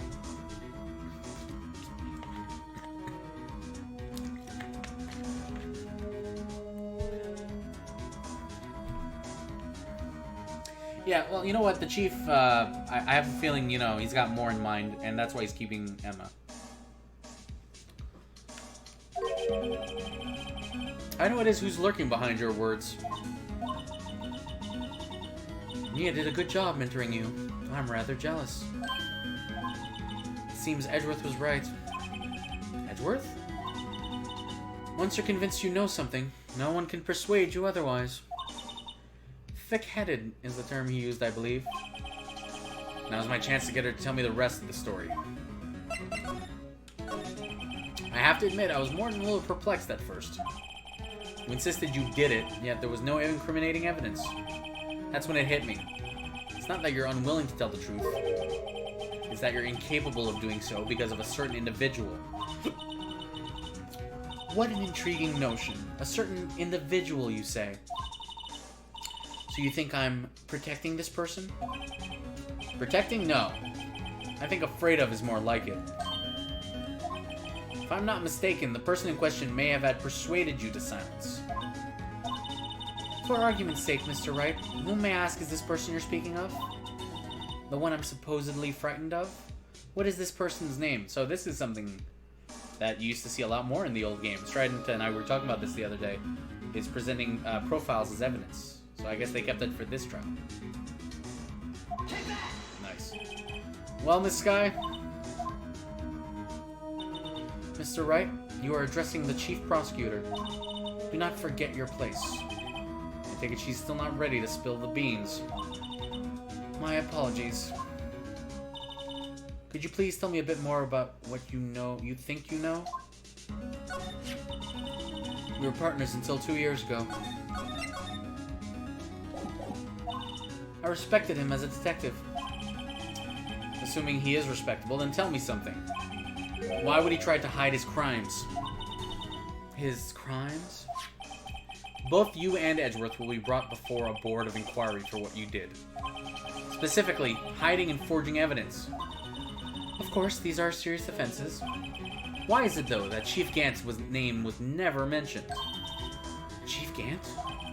Edgeworth didn't know the truth behind the forgery. The only party who could have possibly tampered with the evidence was... me. I had access because I was second in command of that investigation. Yes, you, but also one other, Damon Gant. If you intend to accuse Chief Gant, you'll need more than just words. Show me proof that Chief Gant falsified evidence in that case. Okay. How about this? I just found this in a safe in the Chief's office. This jar piece and this piece of cloth. Do you know what these are? They're pieces of evidence from the SL9 incident. The person concealing evidence was none other than Chief Gant himself. Now tell me, why are you taking all the blame for him? Touché, Mr. Wright. It's as you surmised. I cannot disobey the Chief's orders. Even if it means being found guilty of murder. Sorry, I'm getting all choked up. Why not? Come now, Mr. Wright. You can't possibly expect me to tell you that. 3 days ago, I had no choice but to cooperate. The murder of Detective Goodman? Or perhaps I should say, follow orders. Yes, that's more accurate than cooperate. Although I can't tell you the details, I can say that I was given an order that day. I need you to dispose of Bruce Goodman's body. You'll find it inside the trunk of Miles Edgeworth's car. Just as I suspected. Despite what everyone believes, you are not the one who murdered Detective Goodman. Correct. I was trying to take the body out of Edgeworth's car. The trunk's lock was broken, and I discovered that murder weapon while I was inspecting the body. The murder weapon? You mean Edgeworth's knife? No. When I found the body, this was the knife stuck in it. The knife from the SL9 incident. Serial killer Joe Dark's knife. I couldn't just leave that knife in him. So I took it out and stabbed him with another knife. That's why Angel saw her stabbing him. That would be Edgeworth's knife? That's right. Even though he's already dead, my hands were shaking at the thought of stabbing him. That's why I ended up cutting my hand. And that's the reason for the bandage on your right hand? Yes. It seems that I got blood on the victim's shoes as well. I've been wondering about that for like fucking hours. And then... she saw me just as I plunged a knife in him. So you like picked him up? Really? Miss Star, huh?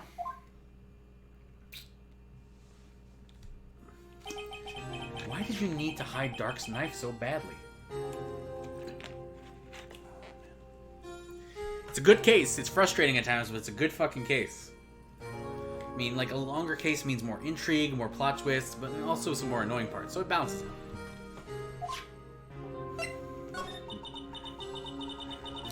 It took a lot of work to find and close Dark's case 2 years ago. It was over with. I didn't ever want it to be opened again. My intent was to prevent that by whatever means possible. So, you hid Dark's knife? The weapon used to stab the detective was evidence in Joe Dark's case. Oh wait, the Brad Pitt movie is Me, Joe Black. I just remembered.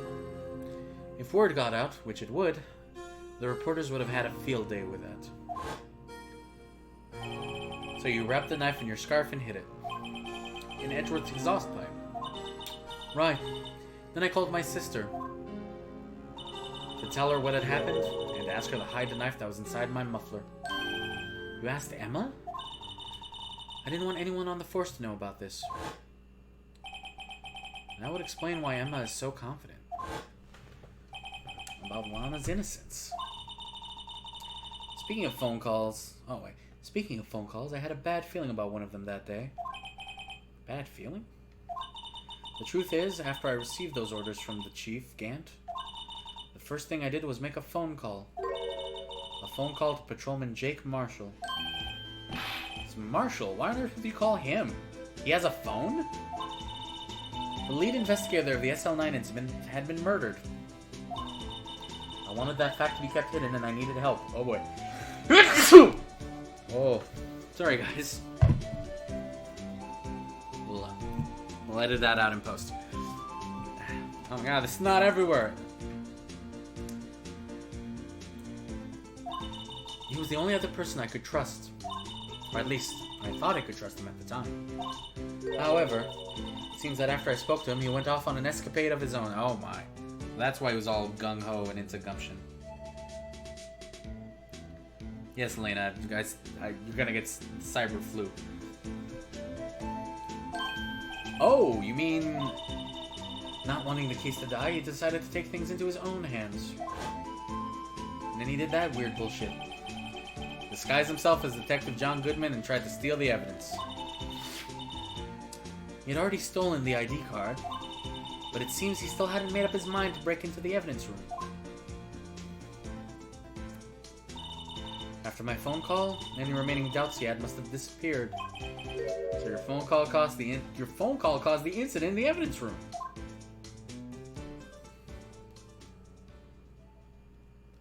Stop turning your back to me. I'm afraid that's all I can tell you. But Lana, you've earned my respect, Mr. Wright. Both as a defense attorney and an investigator. Now please, don't pursue this any further in court tomorrow. Tomorrow's trial. There's only one way to drive off Lana's demons. I've got to get to the bottom of everything. Detective Goodman's real murderer.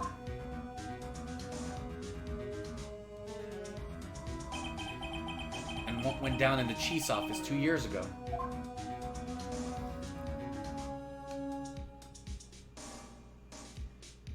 It's gonna be a hell of a good one. Ah. Oh jeez, look at the time. Beautiful. And I think that's a good point to cut off. Thank you very much, guys. This one went on for a little while. Well, this case is really, it's really takes you in like by the sinuses. Oh man, I'm genuinely the next sequence gets nuts. It's something else. Oh man. Well, thank you very much. Good night, Mel. Thank you very much for joining me, guys. As always, reach out to me on Twitter if you just want to chat or you want to talk to me about favorite pastas. I'm doing a low carb thing, so I'm not having a lot of pasta. If you guys have any super low carb or zero carb recipes, I would actually really appreciate that. And I checked, gummy bears have carbs. So thank you very much for joining me for more Phoenix Wright. I'll be streaming a little more in the week. I'm not finishing work as late, so hopefully I'll be able to do 1 or 2 streams as long as I don't fuck it up. You guys have a good rest of your Sunday. Bye.